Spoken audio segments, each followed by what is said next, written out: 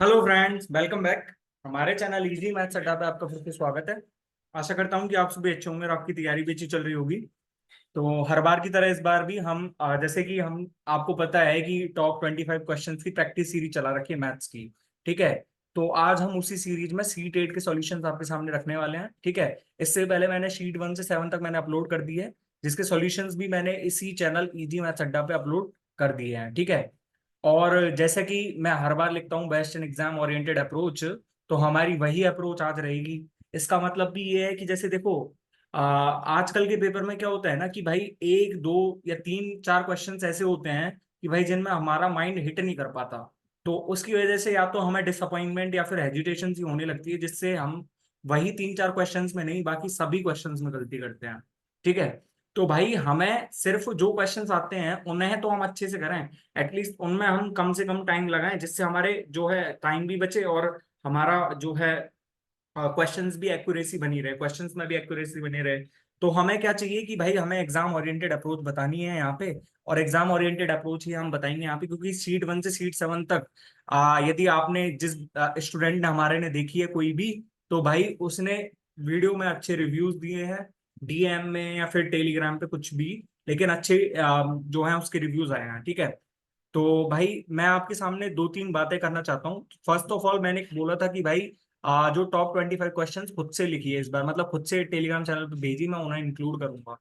तो भाई देखो, दो बातें हैं यहाँ पे फर्स्ट ऑफ ऑल या तो इंग्लिश में भेजा करो उनको, या फिर इंग्लिश और हिंदी दोनों में भेजा करो। क्योंकि भाई देखो, हिंदी हिंदी में भेजने के बहुत सारे नुकसान है मेरे लिए। क्योंकि भाई हिंदी में जब भेजते हो ना, तो पहले उसे इंग्लिश में ट्रांसलेट करो, फिर उसको इंग्लिश में टाइप करो, तो भाई बहुत टाइम लगता है। मतलब मैं कहूंगा लगभग डबल टाइम लगता है। तो भाई आगे से जब भी मैं ऐसे बोलूं, तो प्लीज या तो इंग्लिश में या फिर इंग्लिश और हिंदी दोनों में भेजें उस क्वेश्चन के। ठीक है। दूसरा ये कि भाई कुछ क्वेश्चंस ऐसे भेजे हैं लोगों ने, स्टूडेंट्स ने कुछ क्वेश्चंस ऐसे भेजे हैं कि भाई जिनमें ऑप्शंस छुपा रखे हैं उन्होंने। तो भाई देखो, ऑप्शंस छुपाने का कोई रीजन नहीं है यहाँ पे। सॉरी, रीजन नहीं होना चाहिए। मतलब क्या कि जैसे मैं आपके सामने सपोज करो कि मैं आपके सामने एक सिचुएशन रखता हूँ, है ना, कि भाई मैं तो जैसे आप कोई क्वेश्चन भेजोगे तो मैंने कर दिया वो, लेकिन मैं क्या है कि जैसे मेरे पास कोई ऑप्शन आया, जैसे मेरे पास कोई दो आंसर आ गया, तो मेरे चाहे और ऑप्शन चाहे कुछ भी हो, और ऑप्शन चाहे कुछ भी हो, मेरा फोकस सिर्फ इस ऑप्शन पे है। बाकी तीन ऑप्शंस को मैं इलॉजिकल भी बना सकता हूँ और लॉजिकल भी बना सकता हूँ। लेकिन जो मेन पेपर रहेगा ना, उसमें यदि कोई बड़ा क्वेश्चन आता है, मतलब एग्जामिनर आपसे ऑप्शन से सही क्वेश्चन मतलब बनवाना चाहता है, तो भाई फिर हमें वहां पे जो है लॉजिकल ऑप्शंस मिलेंगे ना, लॉजिकल ऑप्शंस। तो भाई ऑप्शंस को ना छुपाएं। यदि आप पेपर के क्वेश्चंस भेज रहे हो एसएससी के द्वारा, तो मैं आपको ऑप्शन से कराऊंगा ना जब क्वेश्चंस को, तो आपको पता चलेगा कि भाई ये लॉजिकल ऑप्शंस का क्या फायदा होता है। ठीक है। तो भाई मेरी ये रिक्वेस्ट है, बाकी आपकी मर्जी। मैं आप यदि नहीं चाहते हो तो भाई मैं तो अपने हिसाब से कर दूंगा उस पेपर को, कोई दिक्कत नहीं है। ठीक है।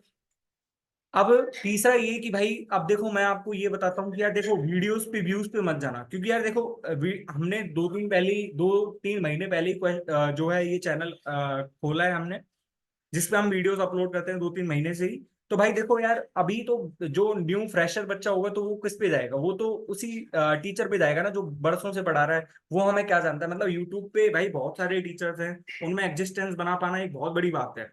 तो भाई मतलब वीडियोस पे मत जाना। यदि आपने देखा हो कि भाई कोई भी स्टूडेंट हमारी जो है वीडियो देखता है, तो भाई उसके अच्छे रिव्यूज आते हैं। इवन एक यूट्यूब पे कमेंट आया हुआ है कि why did I find you after 3 years। तो मतलब भाई मेरे को काफी अच्छा लगा कि भाई वीडियोस या मेरा कंटेंट पसंद आ रहा है। और मेरा देखो यार, एक शिकायत है, यदि कंटेंट पसंद आ रहा है तो भाई जैसे औरों की वीडियो शेयर करते हो, तो भाई ये वीडियो भी शेयर कर दिया करो। क्या दिक्कत आ रही है आपको।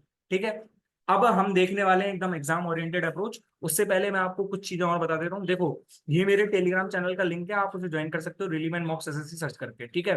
Relevant मॉक्स SSC. इस पे मैंने क्या करा है कि इस पे मैंने जैसे जो सॉल्यूशंस की पीडीएफ है, जैसे ये सॉल्यूशन की पीडीएफ मैं आपको वहां पे डाल दूंगा। ठीक है, जो भी मैं करा रहा हूँ। दूसरा ये कि मैं इस पे मॉक प्रैक्टिस सीरीज चला रखी है, तो मॉक्स मैं इसमें अपलोड करता हूँ। जैसे मैंने 1 से 9 तक मॉक अपलोड कर दिए हैं, कुछ क्वेश्चंस इंक्लूड करें, तो आप वो जाके देख सकते हो। आज हमारी आखिरी शीट है, तो मेरे पास 200 क्वेश्चंस का कंपाइल हो गया। तो 200 क्वेश्चंस का मैं कंपाइलेशन करा के आपको एक पीडीएफ जो है इसी चैनल पे डाल दूंगा, तो आप जाके देख सकते हो। ठीक है। इसके अलावा मैथ्स प्रैक्टिस सीरीज जो चली रही है, उसकी जो है प्लेलिस्ट मैं आपको पूरी की पूरी, जो शीट 1 से शीट 7 तक भी मैं आपको जो है वीडियो के डिस्क्रिप्शन बॉक्स में प्रोवाइड कर दूंगा। इंस्टॉलमेंट इन एसआई वाला टॉपिक, डिसऑनेस्ट डीलर वाला टॉपिक, एक एवरेज ओवरलैपिंग वाला टॉपिक है। जैसे कई क्या है कि भाई एवरेज पे तो सिर्फ एक सिंपल सा फॉर्मूला होता है, average is equals to total sum upon में टोटल नंबर ऑफ ऑब्जर्वेशंस। लेकिन कई बार क्या होता है ना कि भाई हमें एवरेज ओवरलैपिंग या फिर डेविएशन या फिर एलिगेशन वाली ट्रिक्स लगा के ना हम इन क्वेश्चन को जल्दी जल्दी कर सकते हैं। एक मैंने लीनियर रेस वाला टॉपिक करवा रखा है, अच्छे से करवा रखा है भाई, उसके क्वेश्चंस भी मैं हर एक शीट में अपलोड करता हूँ, क्योंकि भाई यदि कोई क्वेश्चन ऐसा लीनियर रेस से आ जाए तो आपसे लीनियर रेस का क्वेश्चन नहीं रुकेगा, ये मेरी गारंटी है। ठीक है, बस आप मेरे साथ बने रहें, और प्लीज यार वीडियो यदि कंटेंट पसंद आ रहा है तो भाई लोगों के साथ शेयर जरूर करें। ये मत सोचना कि भाई और किसी का क्यों ही फायदा करवाना, भाई यदि आपको लगता है कि भाई किसी का फायदा हो सकता है तो प्लीज इसको शेयर करें, है ना। एक ज्योमेट्री के इंपॉर्टेंट कॉन्सेप्ट की सीरीज, जैसे कि जो स्टूडेंट रहते हैं ना तो उनके डाउट्स पता क्या रहते हैं, भैया यार ज्योमेट्री नहीं हो पा रही है, पेपर आ गया, क्या करें, सिर्फ इंपॉर्टेंट कॉन्सेप्ट जहां से मिल जाए तो वहां से बता दो हमें। तो भाई सिर्फ इसमें इंपॉर्टेंट कॉन्सेप्ट ही हैं, कॉन्सेप्ट के साथ साथ क्वेश्चंस भी अच्छे अच्छे करा रखे हैं डे फर्स्ट में। मैंने जो है सारी चीजें मिक्स अप करी हुई हैं, जैसे मीडियन से रिलेटेड सारी थ्योरम्स बता रखी हैं, और जैसे एंगल बाइसेक्टर हो गया, मतलब ट्राइंगल से रिलेटेड सारे कॉन्सेप्ट्स हैं।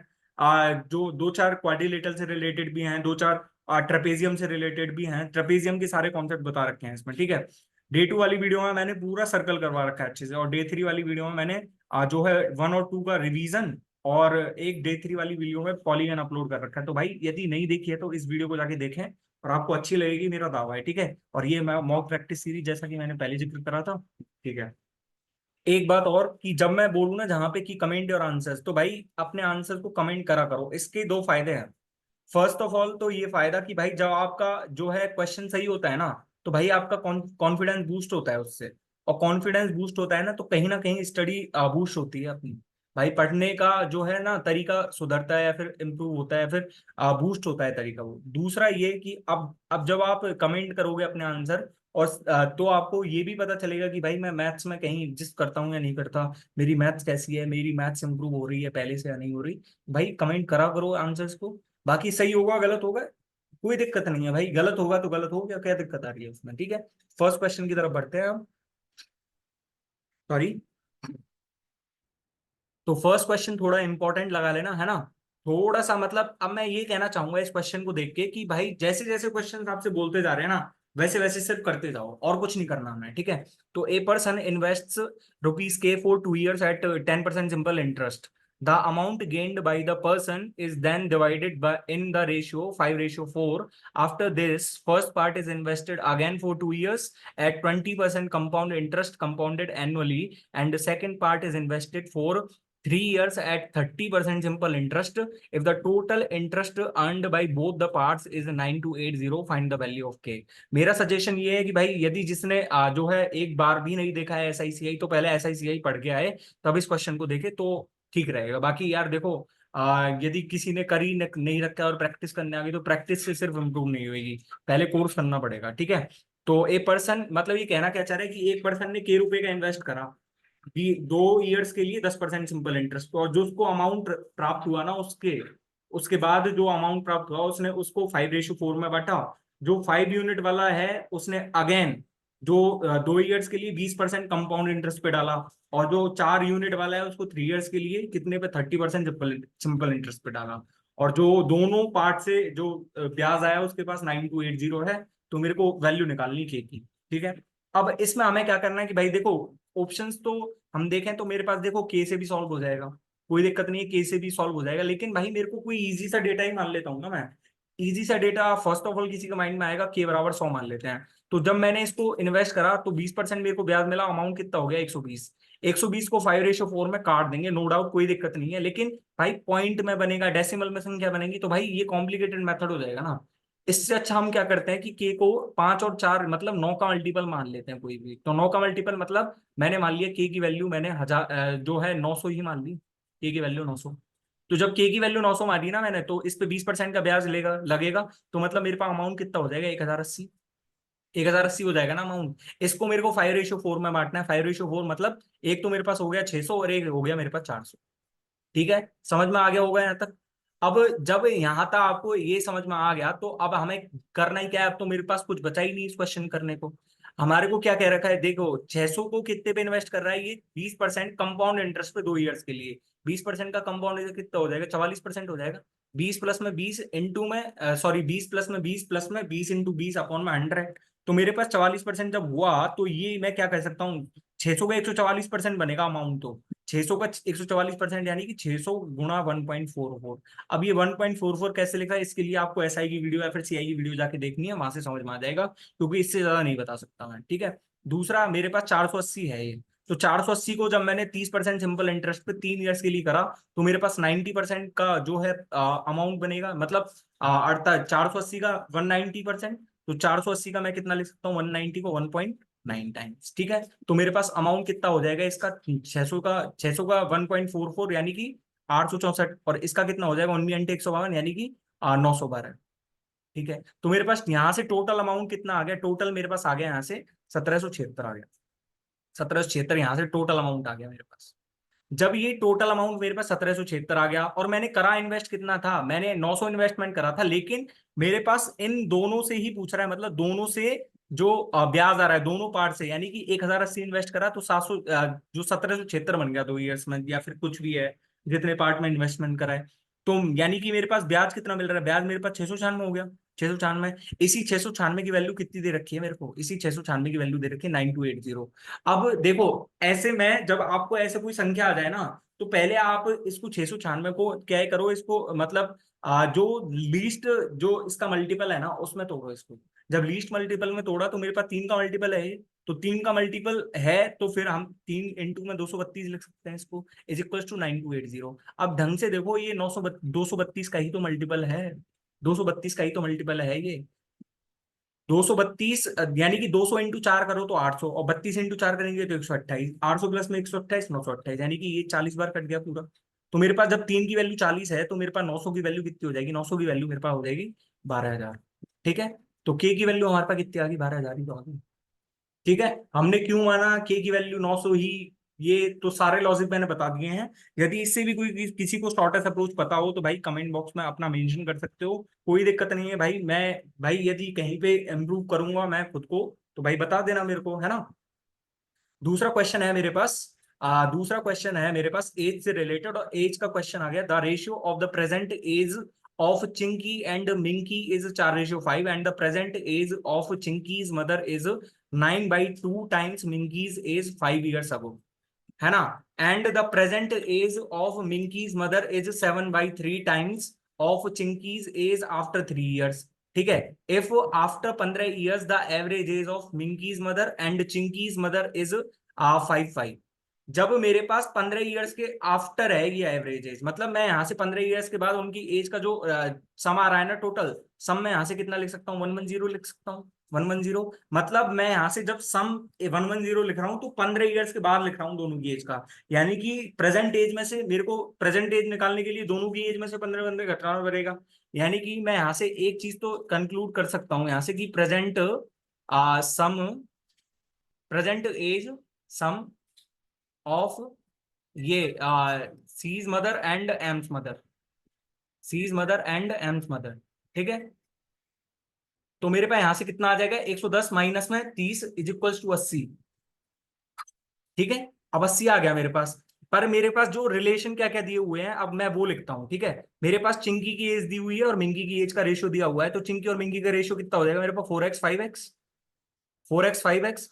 लेकिन मेरे पास अब दिया हुआ क्या है कि मेरे पास मिंकी की जो है चिंकी की मदर की एज दे रखी है, तो सीज मदर की बताना मेरे को। सीज मदर, सीज मदर कितना हो जाएगा मेरे पास यहाँ पे 5 years के बाद, मतलब जो 5 year पहले मिंकी की एज थी ना उसका 9/2 टाइम्स है, यानी कि 9/2 इंटू में 5x माइनस में 5। मतलब आपकी एज प्रेजेंट एज यदि 12 है तो 5 साल पहले आपकी एज कितनी थी, 12 माइनस में 5, 7 ही तो थी। तो यानी कि इसकी प्रेजेंट एज जब इतनी है तो मैं 5 years पहले तो इतनी होगी ना इसकी 5x माइनस में 5। तो मेरे पास प्रेजेंट एज का रेशियो दे रखा है ना। और यहां से एम्स मदर मैं कितना निकाल सकता हूँ, एम्स मदर दिया हुआ है 7/3 टाइम्स ऑफ जो है चिंकीज एज, चिंकीज एज यानी कि Chinky's age 3 years after, 3 years after, ठीक है। तो मेरे पास यहां से सी की एज, सी की मदर की एज आ गई, एम की मदर की एज आ गई, और मेरे पास दोनों का सम दे रखा है। दोनों का सम दे रखा है, तो मैं यहां से इसको इक्वेट नहीं कर सकता क्या? यहां से यदि मैं देखो 9/2 है और 7/3 जोड़ना है, तो मैं यहाँ पे नीचे दोनों तरफ 6 6 बना लूं, तो मेरे पास कितना बनेगा? ये 27/6 5x माइनस में 5 प्लस में ये मेरे पास 14/6 और 4x प्लस में 3, इसी की वैल्यू तो मेरे पास 80 है। ठीक है, तो मैं यहां से कितना कह सकता हूँ? 135x/6 माइनस में 135/6 प्लस में ये 14×4 = 56 x/6 प्लस में 14×3 = 42/6 इज इक्वल्स टू 80। अब ये 135 में से 42 घटाया तो मेरे पास कितना बच गया? 93। तो 80 प्लस में 93/6, यानी कि देखो ये मेरे पास कितना बन जाएगा? 191 x/6 is equals to 80 plus में ये मेरे पास बन गया 93 सॉरी 93/6। तो 93/6 करेंगे यानी कि 573। 573/6 में 6 से 6 काट रहा हूँ यानी कि 191x। तो x की वैल्यू सीधी इक्वेट करी तो मेरे पास कितनी आ गई? x की वैल्यू 3 ही तो आ गई। इससे भी कोई शॉर्ट ऐसा प्रूव हो तो मेरे को निश्चित बताना कमेंट बॉक्स में, मैं खुद में सुधार करूंगा, खुद में इंप्रूव करूंगा, और फिर आपको कोई नया मेथड यदि होगा तो मैं मेरे हिसाब से बताऊंगा। बाकी मैं ऐसे क्वेश्चन को सॉल्व करूंगा। आपको सिर्फ घबराना नहीं है, सिर्फ जैसे जैसे क्वेश्चन कहता जा रहा है ना वैसे वैसे आपको करता जाना है, बस बात खत्म। लेकिन आपको सोचना नहीं है, बिल्कुल भी सोचोगे तो वहीं पे आपको एजिटेशन सी होगी थोड़ी, और जहां पे एजिटेशन हुई ना तो वहीं पे पेपर खराब होगा आपका, निश्चित चीज है। ठीक है, तीसरा क्वेश्चन आ गया मेरे पास। Subhash a 3.15 metre tall tree and an 11.25 metre tall building, ठीक है, are positioned such that their feet on the ground are collinear and the tree is located between Subhash and building. The tree is located at a distance of 7.5 metre from the Subhash and at the distance of 45 metre from the building. Further, the eyes of Subhash, the top of the tree and the top of the building fall in one line. Fall in one line. अब इस one line को क्या कहते हैं? इसको मेरे को comment box में बताना, यहाँ पे कमेंट बॉक्स में बताना कि मैंने ये वन लाइन, इस वन लाइन को हम क्या कहते हैं। Find the height from the ground at which Subhash eyes are situated. मैं आपको इसकी दो मेथड बताऊंगा, फर्स्ट मेथड और सेकंड मेथड। आपको फर्स्ट वाला रेफर करना है वैसे तो, है ना, क्योंकि फर्स्ट वाला मेथड रेफर करोगे ना तो आपकी दो चीजें क्लियर होंगे उससे, और सेकंड वाला तो आप बरसों से पढ़ते आ रहे हो, कोई दिक्कत नहीं है। ठीक है, तो मेरे पास देखो ये मैंने बिल्डिंग मान ली, ये मैंने ट्री मान लिया, ट्री उनके बीच में था ना, और ये मैंने सुभाष मान लिया। ठीक है, तो इनके जो पैर हैं वो मैंने क्या कर दिए? कोलिनियर कर दिए। ठीक है, और यहाँ पे ये सुभाष की आई है, यहाँ पे ये ट्री का टॉप है, और यहाँ पे ये बिल्डिंग का टॉप है। तो ये एक दूसरे, ये एक ही लाइन में पड़ रहे हैं, ये एक ही लाइन में पड़ रहे हैं, मतलब यहाँ पे ये हो गए। ठीक है, तो मेरे को यहां से यहां तक की वो निकालनी है, यहां से यहां तक की, मतलब आई कितनी ऊपर है उसकी, आई कितनी ऊपर है उसकी, मेरे को ये निकालनी है। तो मैंने इसको एच मान लिया। अब जब इसको एच माना ना मैंने, तो मैंने देखो यहां से यहां तक मैं मिला सकता हूँ इसको, यहां से यहां तक। इसको मिलाने का रीजन क्या है कि ये मेरे पास एच हो गया, ये मेरे पास एच हो गया। ठीक है, तो ये मेरे पास कितना हो जाएगा? 11.25 माइनस में एच, और ये मेरे पास कितना हो जाएगा? 13.15 माइनस में एच, क्योंकि ये भी तो एच है ना मेरे पास, ये भी तो एच है ना मेरे पास। तो देखो अब ये देखो, ये यदि मैं थीटा मान लेता हूँ, तो मेरे को एक चीज बताओ भाई, जब मैंने ट्री माना, बिल्डिंग मानी और सुभाष माना, ये सीधे खड़े हैं। सीधे खड़े का मतलब ये है कि ये मेरे पास 90 डिग्री का कोण है, और ये भी मेरे पास 90 डिग्री का है। समझ में आ रहा है ना? ये मेरे पास 90 डिग्री का है, ये मेरे पास 90 डिग्री का है, और ये मेरे पास 90 माइनस थीटा हो जाएगा, और ये भी मेरे पास कितना हो जाएगा? 90 माइनस थीटा। सिमिलैरिटी नहीं लगा सकते क्या भाई? छोटा वाला ट्राइंगल ये हो गया अपने पास, और बड़ा वाला ट्राइंगल ये हो गया अपने पास। दोनों में दोनों सिमिलर नहीं है क्या? जब दोनों एक दूसरे के सिमिलर हैं तो मैं यहाँ पे अप्लाइंग सिमिलैरिटी, अप्लाइंग सिमिलैरिटी। जब अप्लाइंग सिमिलैरिटी मैंने करा तो देखो थीटा के सामने यहाँ पे कितना है? 3.15 माइनस में एच, और यहाँ पे कितना है? 11.15 माइनस में एच, बड़े ट्राइंगल में इज इक्वल्स टू। अब मेरे को यहाँ पे इसका रिलेशन और दिया हुआ है, ये 7.5 मीटर है, और ये मेरे पास कितना है? 45 मीटर। तो बड़े वाले ट्राइंगल में 90, सॉरी छोटे वाले ट्राइंगल में 90 माइनस थीटा के सामने कितना है? 7.5, और बड़े वाले ट्राइंगल में कितना है? 52.5। 45 प्लस में 7.5 ना, तो ये मेरे पास इतना है। अब मैं इसको 75 से काटूं तो 75 से मेरे पास कितनी बार कट जाएगा? ये 1:7, 1:7। अब मैं सीधा सीधा मल्टीप्लाई करूं तो देखो 15×7 = 105, यानी कि 22.05 माइनस में 7h इज इक्वल्स टू, मेरे पास कितना आ जाएगा? 11.25 माइनस में एच। ठीक है, तो यहां से मैं इसको सॉल्व करने बैठू तो मेरे पास कितना आ जाएगा, 10.08 is equal to 6h। H की वैल्यू मेरे पास कितनी आ जाएगी, 1.8 मीटर। ठीक है, अब सेकेंड मेथड ये है कि आपको ट्रिगोनोमेट्री अप्लाई करनी है। ट्रिगोनोमेट्री में आप कौन सा अप्लाई करेंगे, अप्लाइंग टेन थीटा। आप खुद से अप्लाई करके देख लेना, इसमें टेन थीटा अप्लाई करना और इसके बड़े वाले ट्राइंगल के लिए टेन थीटा अप्लाई करना। दोनों से यही इक्वेशंस तो आएंगी मेरे पास, लंब बटे आधार, लंब बटे आधार और लंब बटे आधार। तो मेरे पास इन दोनों को इक्वली तो करूंगा, फिर मैं करके देख लेना, यही ऑप्शन आएगा। ठीक है, मेरे पास चौथा क्वेश्चन आ गया, और चौथे क्वेश्चन देखो सर्कल से रिलेटेड है। और सर्कल से रिलेटेड जैसे मैंने पहले भी बताया था कि मैंने इंपॉर्टेंट कॉन्सेप्ट की सीरीज चला रखी है ज्योमेट्री के, तो मैंने डे टू वाली वीडियो में कंप्लीट करे हुए हैं, डे टू वीडियो आप जाके चेक कर सकते हो। वहां पे मैंने एक एक चीज बताई हुई है, एक एक थ्योरम पे अच्छे अच्छे क्वेश्चन लेके बताए हुए हैं, स्पेशली वो अल्टरनेट सीक्वेंस थ्योरम अप्लाई करना, क्योंकि भाई बच्चे कई बार नहीं कर पाते उस चीज को, स्टूडेंट कई बार नहीं कर पाते। इवन मेरे को भी कभी बहुत बार प्रॉब्लम आई है उस क्वेश्चन में, तो मैंने उसको अच्छे से करवाया एक बार। ठीक है, एक साइक्लिक क्वाड्रिलेटरल हो गया, साइक्लिक क्वाड्रिलेटरल मैंने सारी चीजें बता दी हैं आपको। बशर्ते एक चीज आनी चाहिए, सिमिलैरिटी, क्योंकि जो भी थ्योरम्स है ना सर्कल की, वो सिमिलैरिटी और कॉन्ग्रुएंसी से ही प्रूव होती है। ठीक है, अब ये मेरे पास है, in the following figure there are two circles with centre N and O. if MPQ is common tangent to both circles and the ratio of diameter of both the circles is 7:4 and MO is equals to 77 centimetre, then what is the value of PQ। मेरे को ये value चाहिए, मेरे को ये value चाहिए। ठीक है भाई, मेरे पास ये टेंजेंट दे रखी है और मेरे पास दो सर्कल दे रखे हैं, मतलब जहां भी टेंजेंट का क्वेश्चन आ गया ना, तो मेरे को एक चीज क्लियर है कि मैं रेडियस और टेंजेंट को मिलाऊंगा। रेडियस और टेंजेंट को मिलाऊंगा, क्यों मिलाऊंगा, अब इसके पीछे लॉजिक क्या है, क्योंकि रेडियस और टेंजेंट के बीच में 90 डिग्री का कोण होता है ना। Radius is perpendicular to tangent, radius is perpendicular to tangent. जब ये रेडियस परपेंडिकुलर टू टेंजेंट है और ये वाला मेरे पास कोण कॉमन है, यदि मैं थीटा मान लू इसको, तो ये मेरे पास 90 माइनस थीटा और ये मेरे पास 90 माइनस थीटा। ठीक है, जब ओ क्यू है, ओ क्यू तो इसकी रेडियस है ना, ओ क्यू इसकी रेडियस है, एन पी इसकी रेडियस है, तो मतलब इसके आधे आधे ही रहेंगे, यानी कि इसका मेरे पास दो है, इसका मेरे पास कितना हो जाएगा, 7/2। ठीक है, समझ में आ रहा है, कोई दिक्कत तो नहीं आ रही है। ठीक है, तो ये मेरे पास दो है और ये मेरे पास 7/2 है। अब मैं सिमिलैरिटी अप्लाई नहीं कर सकता क्या, सिमिलैरिटी मेरे पास यहां से मैं क्या देख पा रहा हूं, M P N is similar to किसके आ रहा है मेरे पास, एम, हाँ पी के सब मतलब क्यू है, और यहां से ये कितना हो जाएगा मेरे पास ओ।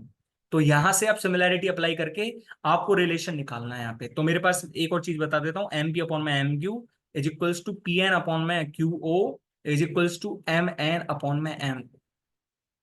ठीक है, मैं आपको यहाँ पे सिर्फ एक बात और बताना चाहूंगा कि पी क्यू की जो लेंथ है ना, पी क्यू की जो लेंथ आपको यदि निकालनी है, तो मेरे पास चाहे किसी की भी वैल्यू दी हुई हो, लेकिन जब दो सर्कल्स टच कर रहे हैं और उनके बीच में ये कौन सी टेंजेंट है, ये उनकी कॉमन टेंजेंट हो गई। जब कॉमन टेंजेंट है और एक दूसरे को टच कर रहे हैं, तो उनकी रेडियस का फॉर्मूला क्या होता है, मतलब जो कॉमन टेंजेंट की जो लेंथ का फॉर्मूला क्या होता है, 2√R1 R2। यानी कि मेरे पास कितनी हो जाएगी, ये 2√7 हो जाएगी, 2√7। अब आप करते रहना, आपको कमेंट बॉक्स में इसका आंसर बताना है, मैंने आपको हर एक चीज बता दी है। सिमिलैरिटी अप्लाई करो, कैसे अप्लाई करोगे ये भी मैंने खोल के बता दिया है। अब आपको इसका आंसर कमेंट बॉक्स में बताना है, अब यहां से आगे कमेंट योर आंसर्स। अब देखो मैंने पूरी चीजें बता दी हैं, अब भी आप नहीं कर पाओ ना इसका आंसर, भाई सच बता रहा हूं, अभी तत्काल प्रभाव से छोड़ देना, कोई दिक्कत नहीं है भाई। ठीक है ना, क्योंकि भाई आपको करना पड़ेगा ये चीजें। अब मेरे पास तीसरा जो पांचवा क्वेश्चन है, मैंने आपको बोला था ना कि भाई लॉजिकल जो ऑप्शंस होते हैं वो कहाँ काम आते हैं, तो वो यहाँ काम आते हैं ऐसे क्वेश्चंस ना, आप देखना। A loan of rupees 34370 is paid back in three annual installments. Second installment is twice of first, and third is three-fourth of the second installment. If for the remaining time the rate of compound interest be 10% per annum on each installment, find all the three installments। मेरे को instalment निकालनी है three की three, लेकिन आपने जब question पढ़ा ना, तो भाई थोड़ा सा डाउट लगा कि यार मैं कर पाऊंगा या नहीं कर पाऊंगा, और एक बार मैं कर पाऊंगा या नहीं कर पाऊंगा, या फिर मेरे को ज्यादा टाइम लगेगा या नहीं लगेगा। पर मैंने ऑप्शन चेक करे, जब मेरे को लग रहा है ना कि भाई लॉन्ग क्वेश्चन है, लॉन्ग क्वेश्चन है और थोड़ा टाइम टेकिंग है, तो भाई मैंने एक बार ऑप्शन चेक करे, क्या पता ऑप्शन से जल्दी हो रहा हो क्वेश्चन। जब आपको ये लगे ना कि भाई बड़ा क्वेश्चन है, थोड़ा सा टाइम टेकिंग है, तो आप एक बार ऑप्शंस तो चेक करो। मेरे पास ये 34370 है। मैं इसको 10% ब्याज लगाऊंगा, 3 ईयर में वापस कर रहा है, लेकिन 10% जब ब्याज लगाऊंगा ना मैं, तो यदि मैं कंपाउंड इंटरेस्ट पे ब्याज भी लगाता हूँ इस पे, तो यदि मैं तीनों को एक साथ देता, मैं इंस्टॉलमेंट में ना देके एक साथ देता, तो मेरे पास 33.1% ब्याज देना पड़ता मेरे को। 33.1% मेरे को क्या देना पड़ता है यहाँ पे, इंटरेस्ट देना पड़ता। मतलब 33.1% के इंटरेस्ट के बाद इसका यदि मैं 34370 का यदि 33.1% निकालूं, तो ये लगभग कितनी जाएगा, ये मतलब 10,000 के समथिंग जाएगा। 10,000 से ऊपर ही जाएगा बल्कि। ये 34,370 का 33.1%, 10,000 से ऊपर ही जाएगा ना। तो मतलब जो अमाउंट पे करना था ना मेरे को उस कंडीशन में, मेरे को 44,000 प्लस करना था। 44,000 प्लस। लेकिन आप इंस्टॉलमेंट में दे रहे हो, जब इंस्टॉलमेंट में दे रहे हो तो थोड़ा बहुत तो कम देगा, थोड़ा बहुत तो कम लगेगा। आपने जब सिंपल इंटरेस्ट की इंस्टॉलमेंट और कंपाउंड इंटरेस्ट की इंस्टॉलमेंट पढ़ी थी, तो आप इंस्टॉलमेंट में क्यों पैसे दे रहे थे? क्योंकि कुछ फायदा मिल रहा था आपको, तभी तो दे रहे थे इंस्टॉलमेंट में। ईएमआई पे आप क्यों चीजें लेते हो? क्योंकि थोड़ी सस्ती पड़ती हैं, आपको पैसे उस समय उपलब्ध नहीं है, तो आप कभी और दे सकते हो। तो यानी कि इंस्टॉलमेंट में ऐसे ही तो होता है। यानी कि मेरे को इंस्टॉलमेंट में कुछ 42,000 प्लस के आसपास रुपये चुकाना पड़ता। 42,000 प्लस के आसपास। तो अब ऑप्शन चेक करो। मेरे पास ए है 6,000, 12,000, 9,000। 6 और 12 18 और 9 27। ये तो 34 के समथिंग ही नहीं पहुंच रहा है, तो ये कहां से हो जाएगी मेरे पास? 8 14 22, 22 और 9 31। ये मेरे पास 34 के निकट ही नहीं पहुंच रहा, तो 42 के निकट तो जब पहुंचेगा, यानी कि ये भी ऑप्शन नहीं है मेरे पास। अब मेरे पास दोनों ऑप्शन हैं, और दोनों ऑप्शन में 42,000 के समथिंग बैठे। तो भाई ये अब हमको एक हिंट यहाँ भी तो दी हुई है, second instalment is twice of the first. जब ये ट्वाइस है फर्स्ट की, मतलब देखो ये मैं ऑप्शन चेक कर रहा हूँ अब। तो मेरे पास 9,317 है, यदि ये 4 होता तो ये जस्ट दुगना ही तो है। और यदि ये हमारे पास देखें तो इसका दोगुना कितना बैठेगा, ये मेरे पास 19,070 बैठेगा।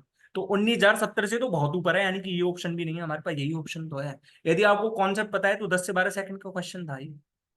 10 से 12 सेकंड में। अब क्यों कह रहा था मैं लॉजिकल क्वेश्चंस की, लॉजिकल ऑप्शंस की क्यों कह रहा था? क्योंकि भाई जब जितने भाई देखो, अब इस क्वेश्चन के कोई मेरे को यदि ऑप्शन नहीं भेजता, तो मैं तो सिर्फ इसी ऑप्शन पे फोकस करता ना, कि भाई सिर्फ मेरा तो ये ऑप्शन मैच कर रहा है, बाकी के मेरे को क्या करना, मैं कुछ भी सेट कर दूं, मेरे को क्या मतलब है उससे? सही कह रहा हूं ना मैं? तो ऑप्शंस का बड़ा रोल होता है उसमें, क्योंकि एसएससी जो ऑप्शंस बनाती है तो भाई बड़े सोच समझ के बनते हैं ऑप्शंस तो। ठीक है। अब मैं यहां से बना रहा हूं कि भाई जब ऐसे ऑप्शन सेट ना करे गए हो तब बेसिक भी बता दो हमें। तो देखो मेरे पास यदि इक्वल इंस्टॉलमेंट पे करनी होती तब तो आपको बड़ा सिंपल सा क्वेश्चन हो जाता है इक्वल इंस्टॉलमेंट वाला, कि पहली ईयर में 10 से 11 देते, दूसरी में 100 था तो 121 पे कर देते, तीसरे में यदि 1,000 बन जाता तो 1331 पे कर देते। मतलब इक्वल इंस्टॉलमेंट है तो मेरे को सबको इक्वल बनाना पड़ेगा, यानी कि यहाँ पे 121 से गुणा, यानी कि 1,210 था फर्स्ट ईयर में, तो 1,331 दे दिया।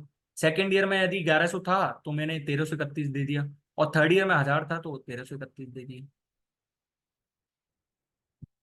ठीक है। इंस्टॉलमेंट में यही तो है इक्वल इंस्टॉलमेंट, लेकिन मेरे पास इक्वल दे ही नहीं रखी है यहाँ पे। इक्वल दे ही नहीं रखी है, ये तो इक्वल इंस्टॉलमेंट के लिए था। अब हमको ऐसा लिखना नहीं है, सिर्फ मैंने आपको लिख के बताया है ये। सिर्फ मैंने आपको लिख के बताया है। अब हमको आगे वाली कंडीशन अब फुलफिल करनी है, कि देखो मेरे पास जो फर्स्ट ईयर की इंस्टॉलमेंट है वो तो यूं की हुई है, लेकिन सेकंड में क्या कह रहा है कि मेरे पास second instalment is twice of the first. यानी कि इसका ट्वाइस कितना हो जाएगा, 2662। तो फिर ये प्रिंसिपल भी तो 2662 दोगुना ही होगा ना इसका। तो यानी कि ये मेरे पास कितना हो जाएगा, यदि ये मेरे पास 2662 है, तो ये मेरे पास कितना होगा, 2420। नहीं नहीं नहीं, ये 1,100 है ना, तो 1,100 के हिसाब से 2,200 होगा ना, 2,200। ठीक है। जब ये 2,200, ये तो सेकेंड ईयर में मैंने 2662 दिया। अब मेरे से क्या कह रहा है कि third is 3/4 of the second instalment. Third is 3/4, पहले इक्वल तो कर लो। पहले इक्वल तो कर लो। जब इसको इक्वल करा तो मेरे पास यहाँ पे 2662 है, तो पहले 2662 बना तो लो इसको। इसको 2662 बनाया तो ये मेरे पास कितना बन गया, 2,000 बन गया।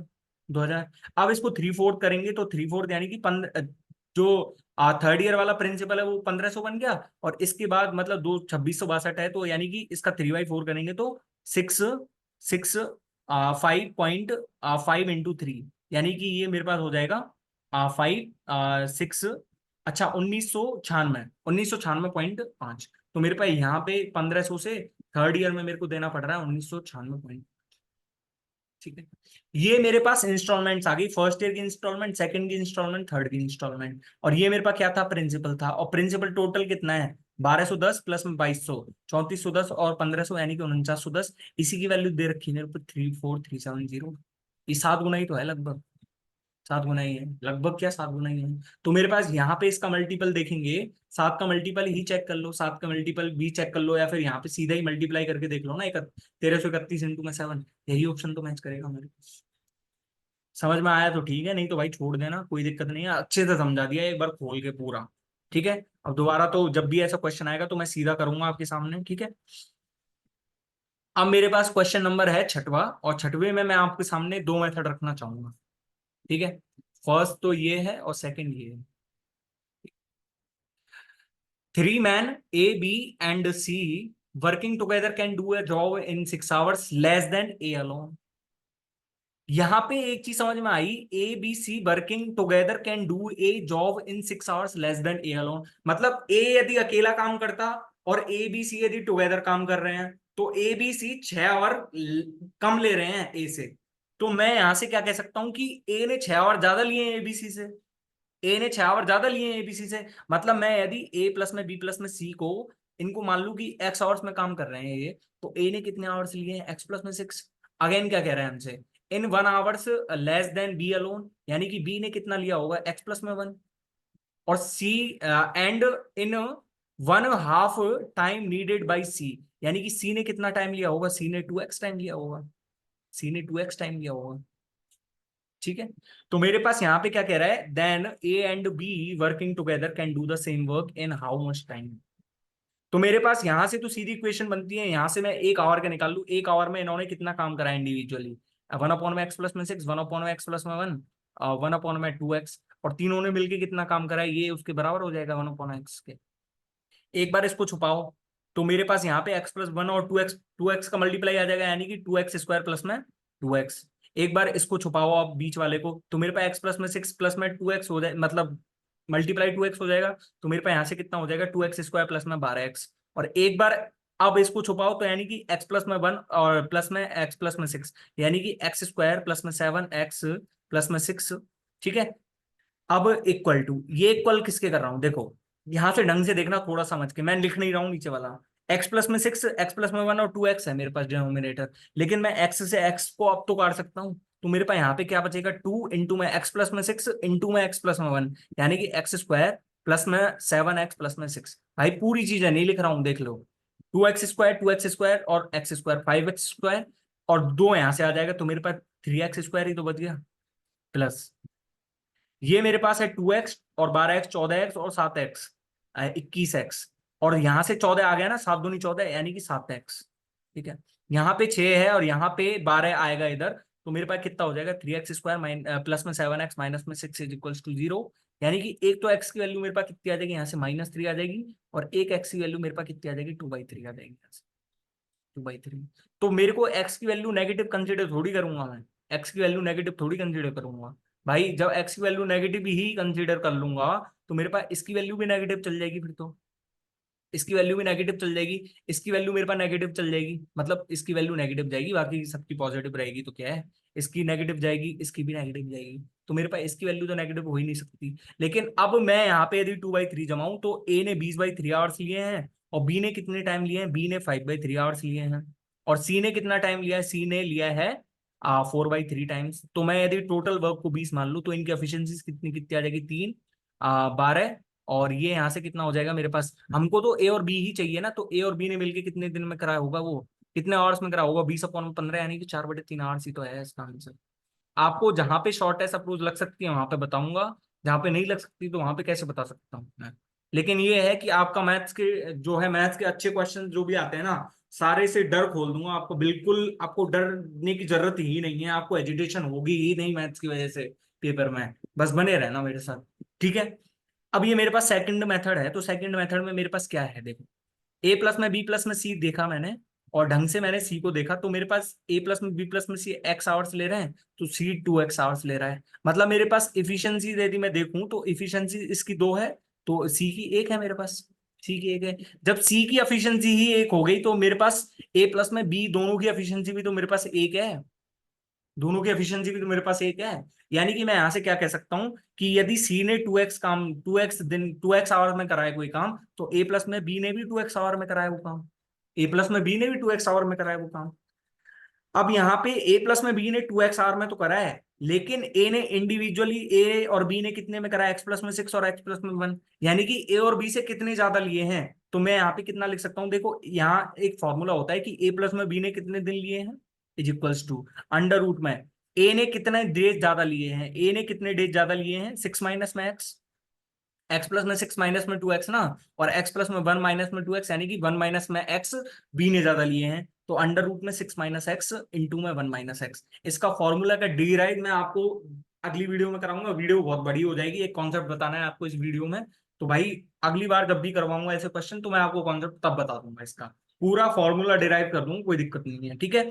तो मेरे पास यहाँ से 4x² की वैल्यू है 6 प्लस में x² माइनस में 7x, ठीक है। तो मेरे पास यहाँ से कितना आ जाएगा, 3x² प्लस में 7x माइनस में 6 इज इक्वल टू 0। यही इक्वेशन आ गई ना, यही इक्वेशन ही तो है, सॉल्व कर लेना, कोई दिक्कत नहीं, ठीक है। मेरे पास 7वां क्वेश्चन है, और 7वें क्वेश्चन को करने से पहले मैं आपको एक कॉन्सेप्ट बताना चाहूंगा अब अच्छे से, ठीक है। बहुत अच्छे से ध्यान से देखना है ना। और भाई देखो कॉन्सेप्ट बता रहा हूँ, सारी चीजें आपको खोल के बता रहा हूँ एकदम।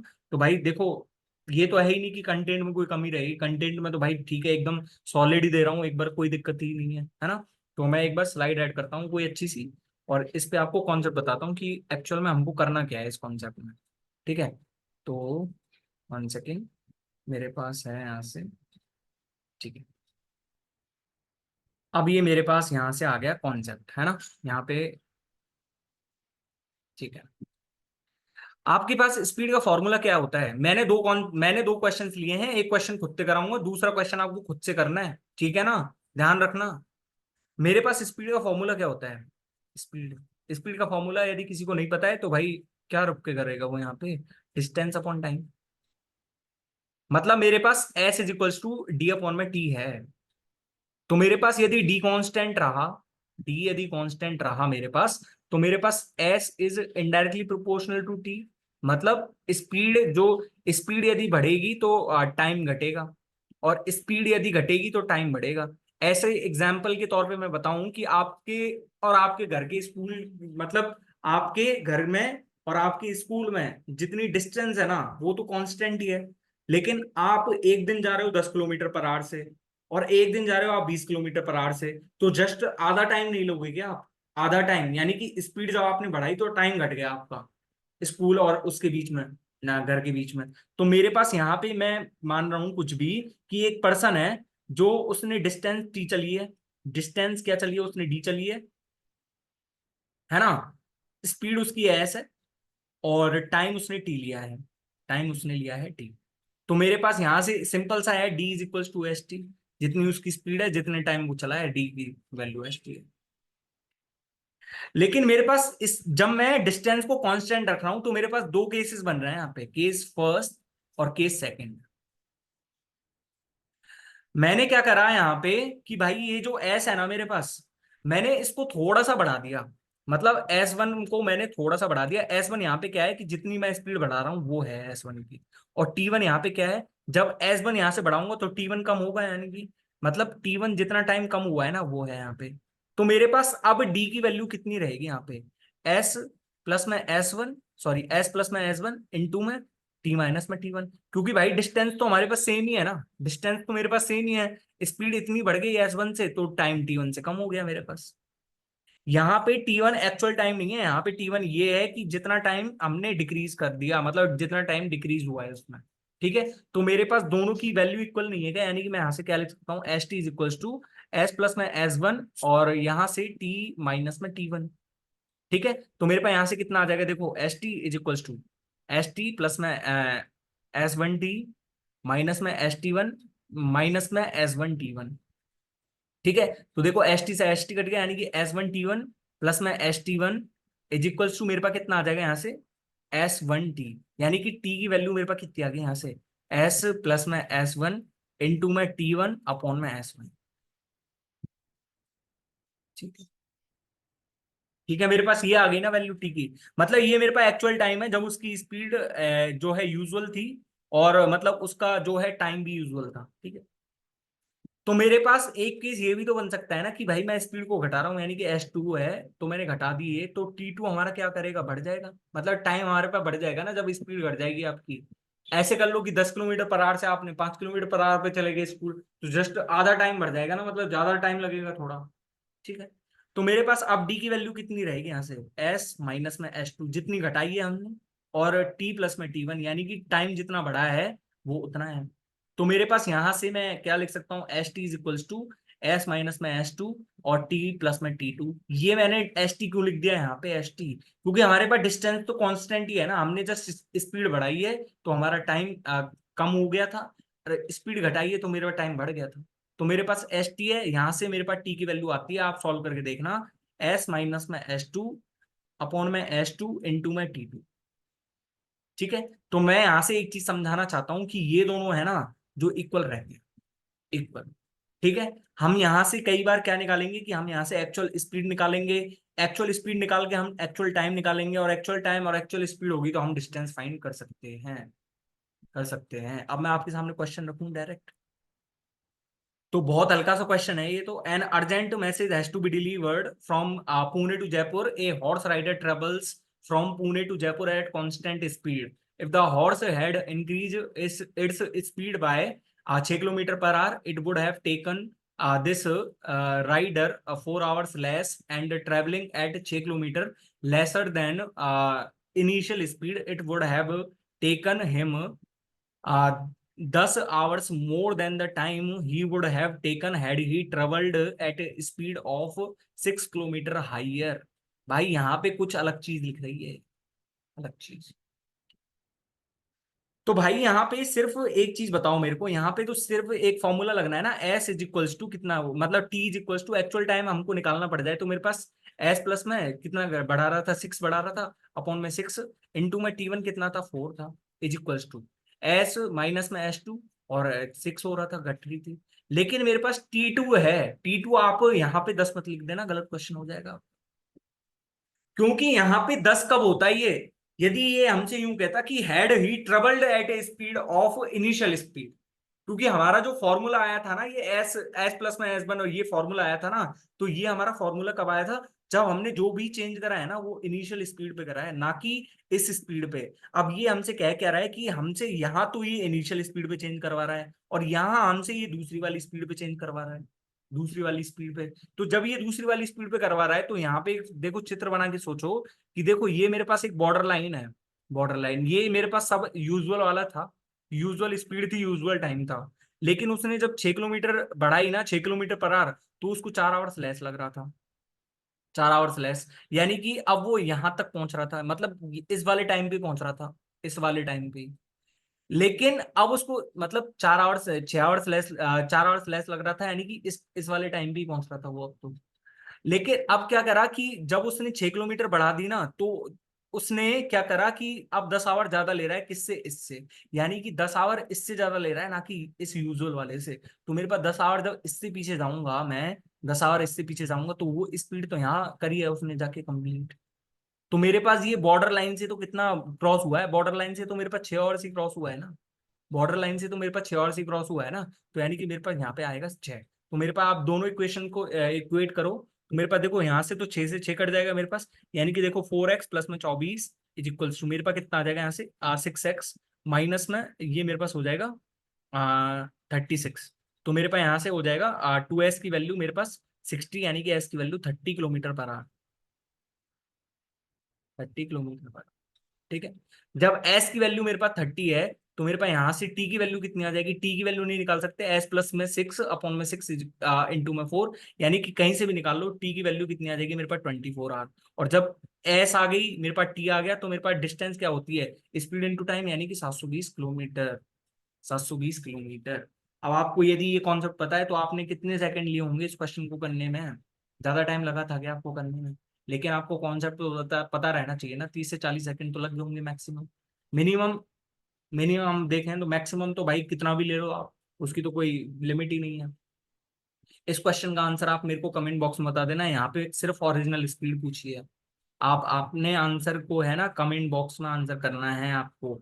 मैं आपको एक हिंट दे देता हूँ यहाँ पे, कि भाई इस जो है ना 30 मिनट अधिक, और यहाँ पे ये 20 मिनट लेस ले रहा है, यहाँ पे 30 मिनट ज्यादा ले रहा है ना, तो अब की बार ये क्या है, इनिशियल स्पीड पे ही चल रहे हैं, अब की बार कोई फाइनल स्पीड नहीं है इस पे। ठीक है, तो यहाँ पे तो सिर्फ इनिशियल स्पीड है, और इसको पहले मिनट को घंटे में बदल लेना, तब आपका सीधा क्वेश्चन जो आएगा ना वो सीधा आवर में चला जाएगा, जो मतलब आपका जो टाइम होगा वो आवर में आ जाएगा, और यहाँ से किलोमीटर पर आवर में स्पीड दे ही रखी है हमको। ठीक है, कमेंट में बॉक्स में आंसर बताना, मैं इसका आंसर भी बता देता, लेकिन आप ही बताना, कोई दिक्कत नहीं। ठीक है, ये मेरे पास नवा क्वेश्चन है, और नवा क्वेश्चन प्रिज्म से रिलेटेड है, जो कि मैंने प्रिज्म वाला कॉन्सेप्ट आपको करा दिया है। पिरामिड वाला कॉन्सेप्ट पता नहीं मेरा बनाने का मन ही क्यों नहीं कर रहा है उस वीडियो पे, क्योंकि भाई देखो पीडीएफ भी बनी रखी है उसकी, प्रेजेंटेशन जो मेरे को देना है ना उस पे पिरामिड वाली वीडियो पे, जिसको मैं यूज करके आपकी वीडियो बनाऊंगा, तो वो भी रेडी है मेरे पास, लेकिन मन ही नहीं कर रहा है। तो जिस दिन भाई अच्छा लगेगा मेरे को, तो मैं पिरामिड वाली वीडियो को भी अपलोड कर दूंगा, बहुत अच्छे से एक्सप्लेन करा है एकदम एनिमेशन के साथ, कोई दिक्कत नहीं है, जब भी अपलोड करूंगा तो अच्छे से करूंगा। ठीक है, the base of a right prism is quadrilateral. Prism क्या होता है, तो प्रिज्म होता है भाई जो है ऊपर नीचे वाले फेस, तो मतलब बॉटम और टॉप वाले फेस क्या रहते हैं इसके, सिमिलर रहते हैं, और जो साइड वाले एजेस रहते हैं, मतलब वो क्या रहते हैं उसके, रेक्टेंगल्स। रेक्टेंगल्स रेक्टेंगल्स ही तो रहते हैं। हमारे पास जो प्रिज्म बनता है ट्रायंगुलर, यदि प्रिज्म बना के बताऊं आपको, तो ट्रायंगुलर प्रिज्म ऐसे ही तो बनता है मेरे पास, ऐसे ही तो बनता है मेरे पास, मतलब मेरे पास यहाँ से सही नहीं बना, लेकिन मेरे पास ऐसे ही तो बनता है ट्रायंगुलर प्रिज्म। जिसने कभी प्रैक्टिकल करे हो तो प्रैक्टिकल में तो सीधा देखते हैं ना प्रिज्म वाला, ऑप्टिक्स में कभी प्रिज्म वाला करा हो तो। यहाँ पे मेरे पास है where A B is equals to 9 centimetre, B C is equals to 14, and C D is equals to 13, and A D is equals to, ठीक है, कौन A is equals to 90 degree. मतलब मेरे पास यहाँ पे एक कौन बना लो 90 डिग्री का, तो मेरे पास कुछ क्वाड्रिलेटरल ऐसा ऐसा बना लेता हूँ मैं, मतलब ये 90 डिग्री जैसा लगे सिर्फ।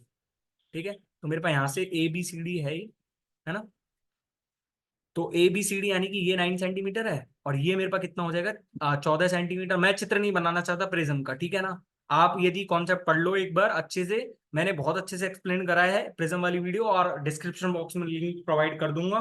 ठीक है, आपको प्रिज्म का जो है चित्र बनाने की ही जरूरत नहीं है, सिर्फ आप चित्र को माइंड में लेके चलो, है ना।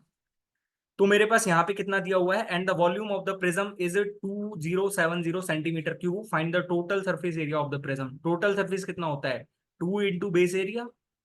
2 इंटू बेस एरिया क्यों होता है, क्योंकि ऊपर और नीचे दोनों का चाहिए हमें, इंटू माई हाइट।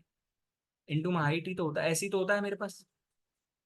ठीक है, लेकिन मेरे को टोटल सरफेस एरिया चाहिए, मतलब टोटल सॉरी, ये मेरे पास वॉल्यूम का था, मतलब सॉरी, ये मेरे पास सॉरी, ये मैंने क्या लिख दिया यहाँ पे, 2 into base area plus lateral surface area, lateral surface area, है ना। और ये मेरे पास यहाँ पे कितना हो जाएगा, वॉल्यूम का फॉर्मूला मेरे पास क्या हो जाएगा, जो है base area into my height, base area into my height. तो मेरे पास यहाँ पे बेस एरिया तो है, लेकिन मेरे पास जब बेस एरिया से हाइट आ जाएगी, तो मेरे पास लेटरल सरफेस, आपको पता है इसका लेटरल सरफेस कितना होता है, perimeter of base into height, perimeter of base into height. ठीक है, तो अब हमें क्या निकालना है, कि हमें इसका बेस एरिया निकालना है, बेस एरिया। तो बेस एरिया कैसे निकलेगा, ये मेरे पास 90 डिग्री का दिया हुआ है, तो कुछ ना कुछ तो इसका यूज होगा। मेरे पास क्वाड्रिलेटरल का एरिया निकालने का क्या तरीका होता है, कि भाई मैं यहाँ से एक तो ये डायगोनल डाल लूं, डायगोनल जब डाला ना तो मेरे को एक चीज लगी कि भाई ये तो मेरे पास समकोण त्रिभुज ही बन गया, और जब ये मेरे पास समकोण त्रिभुज बन गया ना, तो ये 9 है, ये 12 है, तो मेरे पास 3 4 5 यानी कि 15 सेंटीमीटर हो जाएगी। और 13 14 15 का तो आपने देख ही रखा होगा, 13 14 15 का क्या होता है, 13 14 15 जहां भी कहीं भुजा मिल जाए आपको, तो इसका एरिया कितना होता है, 84 सेंटीमीटर स्क्वायर। जो है मतलब आप श्री धराचार्य फॉर्मूला लगाइए, मतलब जो सॉरी, जो कौन सी वो फॉर्मूला होता है ना, एक हीरोन्स फॉर्मूला, तो वहां से आप सेमी पेरीमीटर निकालिए, और वहां से एरिया का फॉर्मूला निकाल लीजिए। लेकिन आप इसको सीधा ही याद रखो स्टैंडर्ड वैल्यू, तो 13 14 15 की कितनी होती है, 84 सेंटीमीटर स्क्वायर होता है, ठीक है ना, 84 सेंटीमीटर स्क्वायर, है ना। जब ये 84 सेंटीमीटर स्क्वायर होता है, तो अब यहां से एक चीज बताओ मेरे को, यहाँ पे इसका एरिया निकल जाए एक तो मेरे पास, और एक मेरे पास इसका एरिया निकल जाए, तो मेरे पास आ जाएगा ना, आ जाएगा। यानी कि इसका एरिया मैं निकालू तो मेरे पास 12 नंबर 108, यानी कि इसका तो एरिया 54 सेंटीमीटर स्क्वायर है, और इसका एरिया मेरे पास कितना आ गया, 84 आ गया, यानी कि टोटल का एरिया मेरे पास कितना आ जाएगा, 138 सेंटीमीटर स्क्वायर। यानी कि हाइट मेरे पास निकालनी पड़ जाए तो 138 इंटू में एच इज इक्वल टू 2070। ठीक है, इसको यदि 23 से काट दूं तो 6 बार और ये 90 बार, यानी कि एच की वैल्यू मेरे पास 15 सेंटीमीटर आ। ठीक है, एच की वैल्यू 15 है। तो मेरे पास लेटरल सरफेस कितना हो जाएगा इसका, lateral surface perimeter of base, perimeter of base यानी कि 14 और 13 27, 27 और 12 39 और 9 48, 48 इंटू में हाइट 15, यानी कि 48 इंटू 15 कितना हो जाएगा, 480 प्लस में 240, यानी कि लेटरल सरफेस हो जाएगा मेरे पास 720। 720, तो मेरे पास यहाँ से टोटल सरफेस निकालना था, तो 720 प्लस में ये 138 यानी कि 276, मेरे पास कितना आ जाएगा यहाँ से 996 आंसर आ जाएगा। आपको समझ में नहीं आया तो आप प्रिज्म वाले वीडियो जाके देखो, आपको समझ में आ जाएगा। ठीक है ना, मैं बार बार थोड़ी बताऊंगा यार एक क्वेश्चन को, है ना।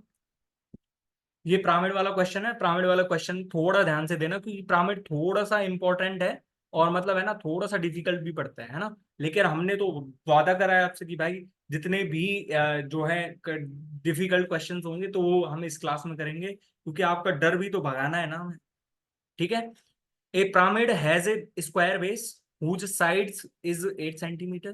If the height of the pyramid is 16 centimeter, then what is the total surface area of the pyramid? Total surface area of pyramid कितना हो जाएगा मेरे पास, बेस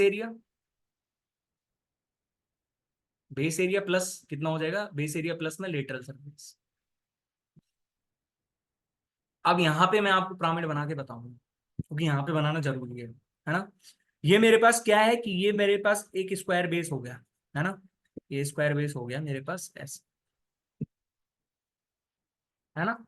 तो मेरे को पिरामिड बनाना है, तो पिरामिड बनाने के लिए मेरे को क्या करना पड़ेगा, इसके सेंटर से एक लाइन उठानी पड़ेगी, है ना। और इस सेंटर से इसकी लाइन को मिला मिला दूंगा मैं इसको, यदि टॉप को, तो मेरे पास ये पिरामिड बन जाएगा ये। सॉरी, अच्छा नहीं बनता है यार पिरामिड तो मेरे से, ठीक है। तो भाई अब इसका लेटरल सरफेस एरिया और बेस एरिया निकालना है, उनको ऐड कर दूंगा तो मेरे पास क्या आ जाएगा, यहाँ से टोटल सरफेस एरिया आ जाएगा। सॉरी यार, ये मतलब क्या है कि आप कॉर्पोरेट करना थोड़ा, मतलब ऐसी आवाजें आए आपको तो, ठीक है। If the height of the pyramid is 16 centimetre, मतलब ये मेरे पास 16 सेंटीमीटर है, यही तो हाइट होती है मेरे पास, ये 16 सेंटीमीटर है मेरे पास, ठीक है। और मेरे पास यहाँ से यदि मैं इसके मिड पॉइंट को मिला दूं, इन किसी भी भुजा के मिड पॉइंट को मिला दूं, तो ये मेरे पास क्या होती है, स्लांट हाइट, स्लांट हाइट। और यहाँ से यदि मैं इसको मिला दूं, तो मेरे पास ये लंबवत है इसके, ये लंबवत मतलब इसके, तो मेरे पास ये 16 सेंटीमीटर, और ये मेरे पास इसकी भुजा कितनी दे रखी है, 8 सेंटीमीटर। जब मैंने इसको सेंटर मान के यहाँ से भुजा को उठाया, तो मेरे पास यहाँ से ये की वैल्यू कितनी आ जाएगी, 4 सेंटीमीटर। अब यहाँ से सीधा क्वेश्चन करना है आपको, then what is the total surface area of pyramid. ठीक है, मेरे को टोटल सरफेस के लिए लेटरल सरफेस तो देखो, लेटरल सरफेस के लिए मेरे को क्या चाहिए, यहाँ पे लेटरल सरफेस के लिए देखो, ये तो पेरीमीटर ऑफ बेस हो गया, perimeter of base, perimeter of base तो है ही है। अब इस पिरामिड को जरा खोल के देखो, जब पिरामिड को खोला ना, तो मेरे पास देखो एक तो ट्राइंगल ये बन रहा है ना, एक मेरे पास ट्राइंगल ये बन रहा है इधर की साइड, एक मेरे पास आगे की साइड है, एक मेरे पास पीछे की साइड है। जब मैं आपको एनिमेशंस के थ्रू बताऊंगा ना, तो इसमें पता चलेगा कि इसमें चार ट्राइंगल्स बन रहे हैं, चार ट्राइंगल्स बन रहे हैं। तो चार ट्राइंगल्स बन रहे हैं, तो उनकी हाइट क्या हो जाएगी मेरे पास, स्लांट हाइट के बराबर, स्लांट हाइट के बराबर। और उनका बेस तो मेरे को दिया ही हुआ है। तो जब मैं चारों के जो बेस को जोड़ूंगा, तो चारों के बेस का मतलब है कि मेरे पास पेरीमीटर ऑफ बेस है, यानी कि मेरे पास कितना हो जाएगा, half into perimeter of base. Perimeter of base कितना हो जाएगा मेरे पास यहाँ से, हाँ 32 हो जाएगा ना, इंटू में स्लांट हाइट का फॉर्मूला। स्लांट हाइट देखो, स्लांट हाइट देखो, ये 16 है, ये 4 है, तो 16 और 4 यानी कि 256 प्लस में 16 यानी कि ये 272। सो 272 यानी कि अंडर रूट में 272 आ जाएगी मेरे पास एल की वैल्यू, एल बराबर अंडर रूट में 272 सेंटीमीटर। ठीक है, तो मैंने इसको लिखा, तो मेरे पास 16 इंटू में 17 होता है ये तो यानी कि 4 रूट 17 सेंटीमीटर,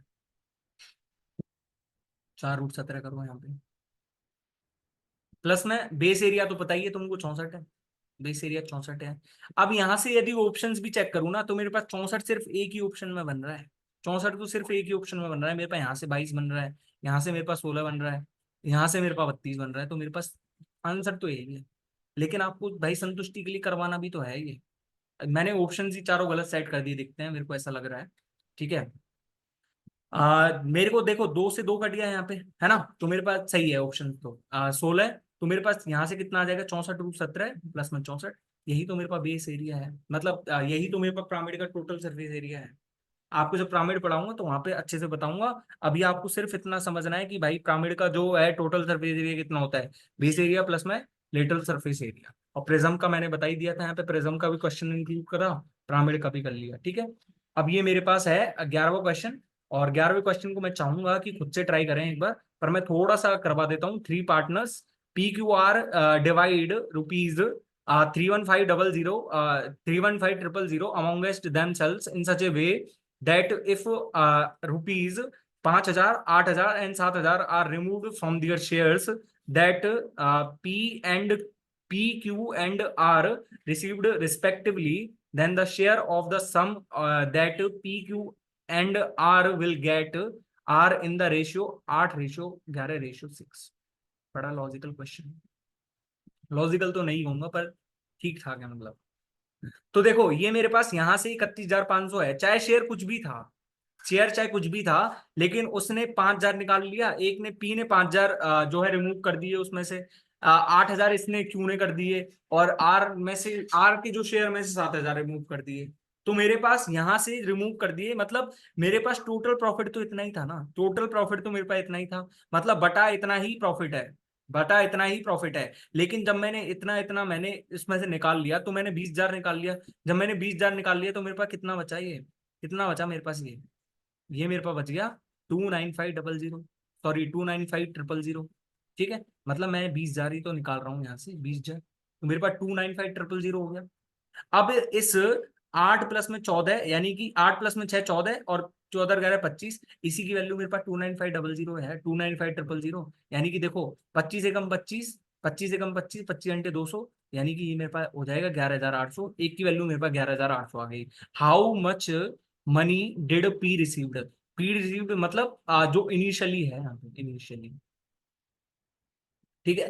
तो जब यहाँ पे पी ने कितने इंक्लूड करे हैं, पी ने यहाँ पे कितने मिले हैं, पी को यहाँ पे मिले हैं 11,800 इंटू में 8, यानी कि 0,046 है ना, यानी कि 4, और नहीं नहीं हाँ मतलब 94,400। तो यानी कि 5,000 बढ़ा के हैं, तो मेरे पास 99,400 आंसर आ जाएगा इसका, 99,400।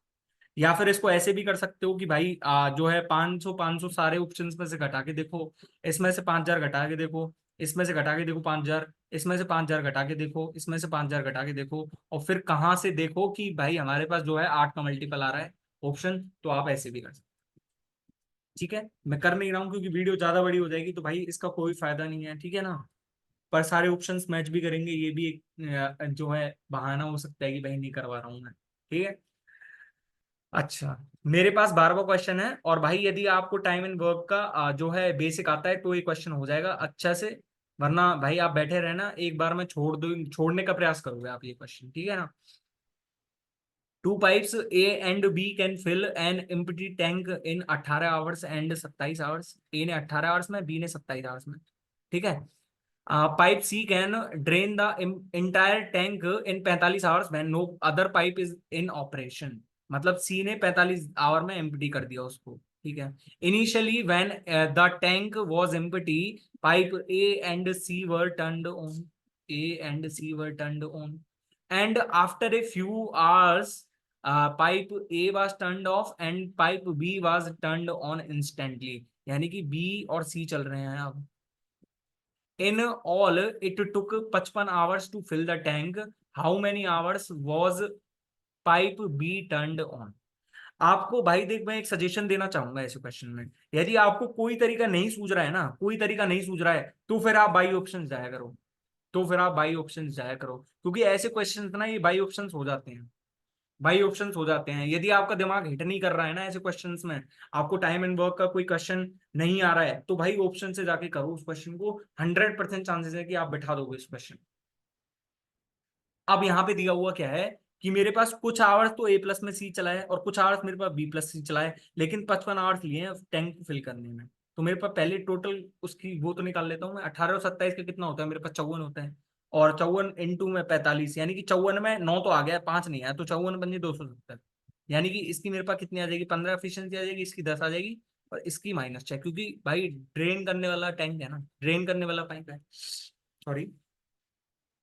तो मेरे पास अब यहां से क्या बन रहा है, मैं मान के चल रहा हूं कि जो शुरू में जो ए और सी चले हैं ना, वो टी आवर्स के लिए चले हैं, मतलब एक्स आवर्स के लिए चले हैं, एक्स आवर्स के लिए।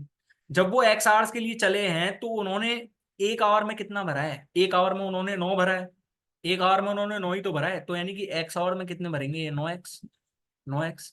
ए और सी एक्स आवर के लिए चले हैं, ए और सी एक्स आवर के लिए, तो 9x भर दिया।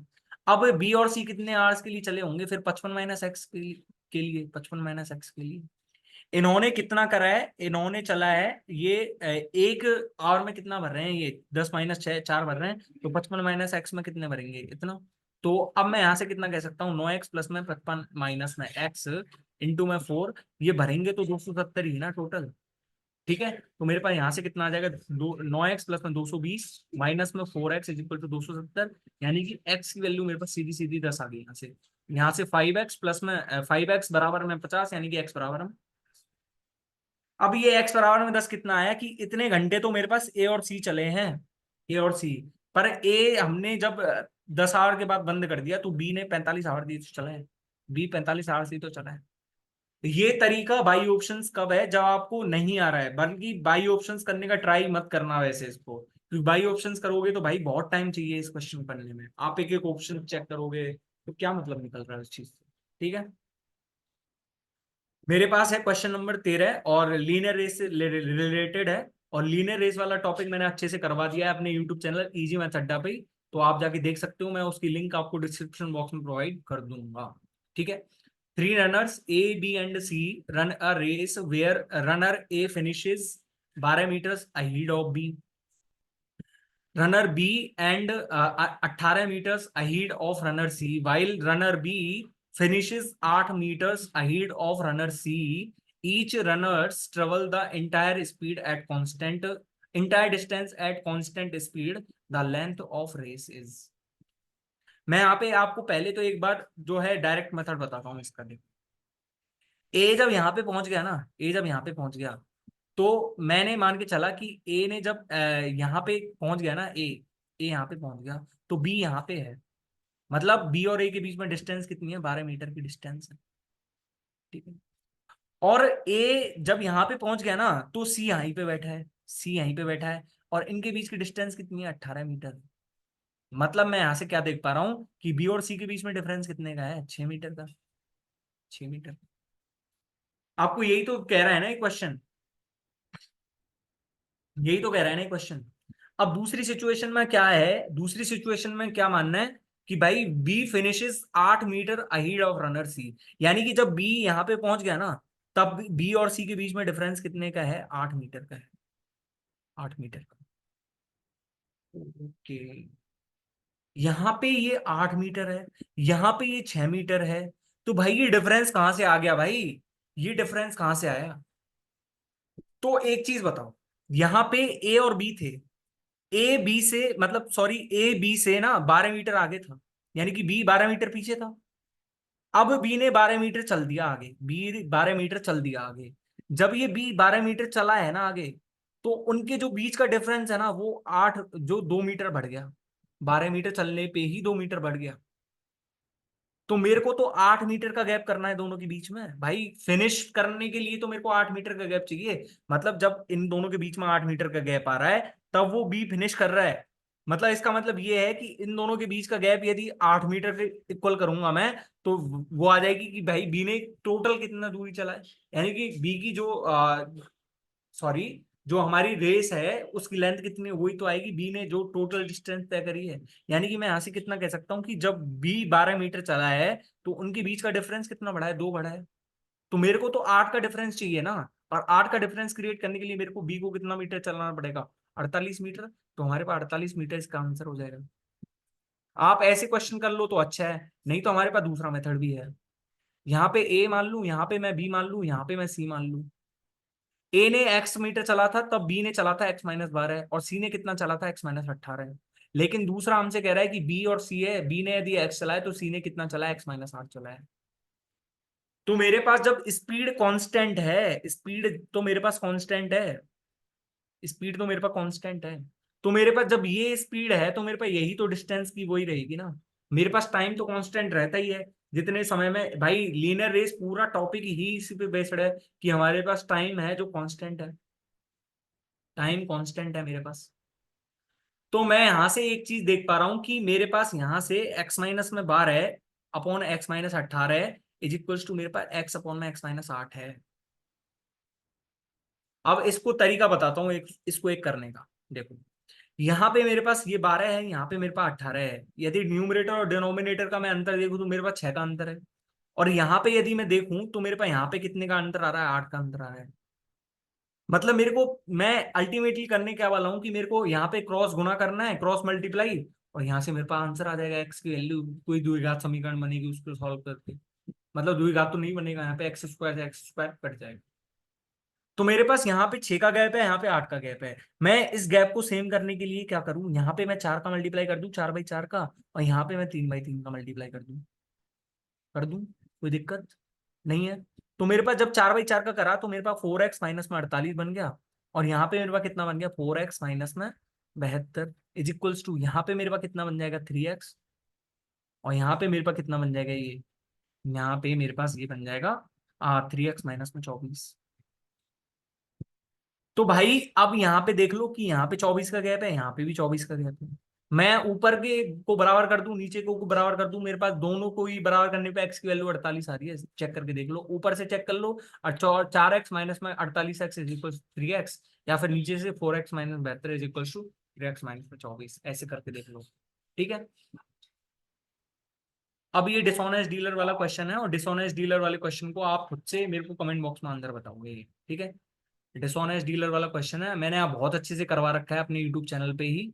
यदि आप देखना चाहो तो आप देख सकते हो। ठीक है। पर थोड़ा सा बता देता हूँ। A shopkeeper marks his goods 24% above the CP and gives 15% discount to customer while selling. He gives 101 gram less in each 1 kg goods. Find his profit till 2 decimals. मतलब मेरे पास जब 24% इसने मार्क कराया तो मेरे पास यहाँ पे 6/25 है। एक एक अपॉन 25 4% ना। तो मेरे पास 24% के लिए यानी कि 25 से 31 कराया इसने, 25 से 31 मार्क कराया इसने। लेकिन ये डिस्काउंट 15% का दे रहा है, यानी कि 20 है तो मेरे पास 3 का डिस्काउंट दे रहा है। तो मेरे पास 20 की चीज को वो 17 में दे रहा है, 20 की चीज को 17 में दे रहा है। लेकिन मेरे को 1000 ग्राम की जगह वो दे कितना रहा है, मेरे को 1000 ग्राम की जगह वो दे रहा है मेरे पास 899 ग्राम, 899 ग्राम। तो मेरे पास ये रेशियो ही तो है, और रेशियो का मल्टीप्लाई करूंगा तो देखो मेरे पास 25 × 20 500, यानी कि ये 2 बार कट गया। और ये मेरे पास कितनी बार कट जाएगा देखो, आ, काट के देख लिया करो, यदि कट रहे हैं तो कोई संख्या। मैं तो देखो करके आया हूँ इस क्वेश्चन को, तो भाई ये 29 हो गया। ठीक है। तो ये मेरे पास 29 की चीज को 34 में दे रहा है, तो यानी कि 5 का फायदा है। 500/29 आप करके बता देना कितना आएगा। 500/29 इज इक्वल टू 1, यहाँ पे कितना आएगा 21 0 यानी कि 7, 29 सत्ते 203 ना, 17.24% आंसर है इसका। ठीक है। करके ही बता दिया। दूसरे ऑप्शन से आप करते रहना, दूसरे तरीके से मैं कैसे बताता हूँ वो आप करते रहना। ठीक है। A mobile can be purchased on cash payment of rupees 1500, while the same mobile can also be purchased on the cash down payment of rupees 350, and the rest can be paid in 3 equal annual installments of 400 for next 3 years. Find the rate of simple interest. Rate of simple interest. ठीक है। मेरे पास जब 1500 रुपए में खरीद रहा था वो, पर उसने 350 डाउन पेमेंट कर दिया, तो उसको चुकाना कितना था बाद में, चुकाना उसको कितना था, 11,150 चुकाना था। लेकिन वो जब 3 इक्वल इंस्टॉलमेंट्स दे रहा है, 3 इक्वल इंस्टॉलमेंट्स, तो उसने कितने दे दिए, 3 इक्वल इंस्टॉलमेंट में उसने दे कितना दिया, 1200 दे दिया। यानी कि वो ब्याज कितने का दे रहा है, इंटरेस्ट कितने का दे रहा है, इंटरेस्ट वो दे रहा है 50 रुपए का, 50 रुपए का। मैंने आपको भाई देखो सिंपल इंटरेस्ट की इंस्टॉलमेंट वाला टॉपिक मैंने करवा ही दिया, इंस्टॉलमेंट इन एसआई। तो मैं यहाँ से तो सीधा सीधा ही वैल्यू लिख रहा हूँ आपको, आप टीप लेना। और यहाँ से यदि समझ में नहीं आए तो इंस्टॉलमेंट वाली वीडियो देखो। आपको एक बार में क्वेश्चन नहीं समझ में आ जाए तो फिर बोलना कि भैया समझ में नहीं आया क्वेश्चन हमारे, हमने वीडियो भी देख लिया तब भी। ठीक है। ढंग से देखनी है, बाय द वे वीडियो को ढंग से देखना है। ठीक है।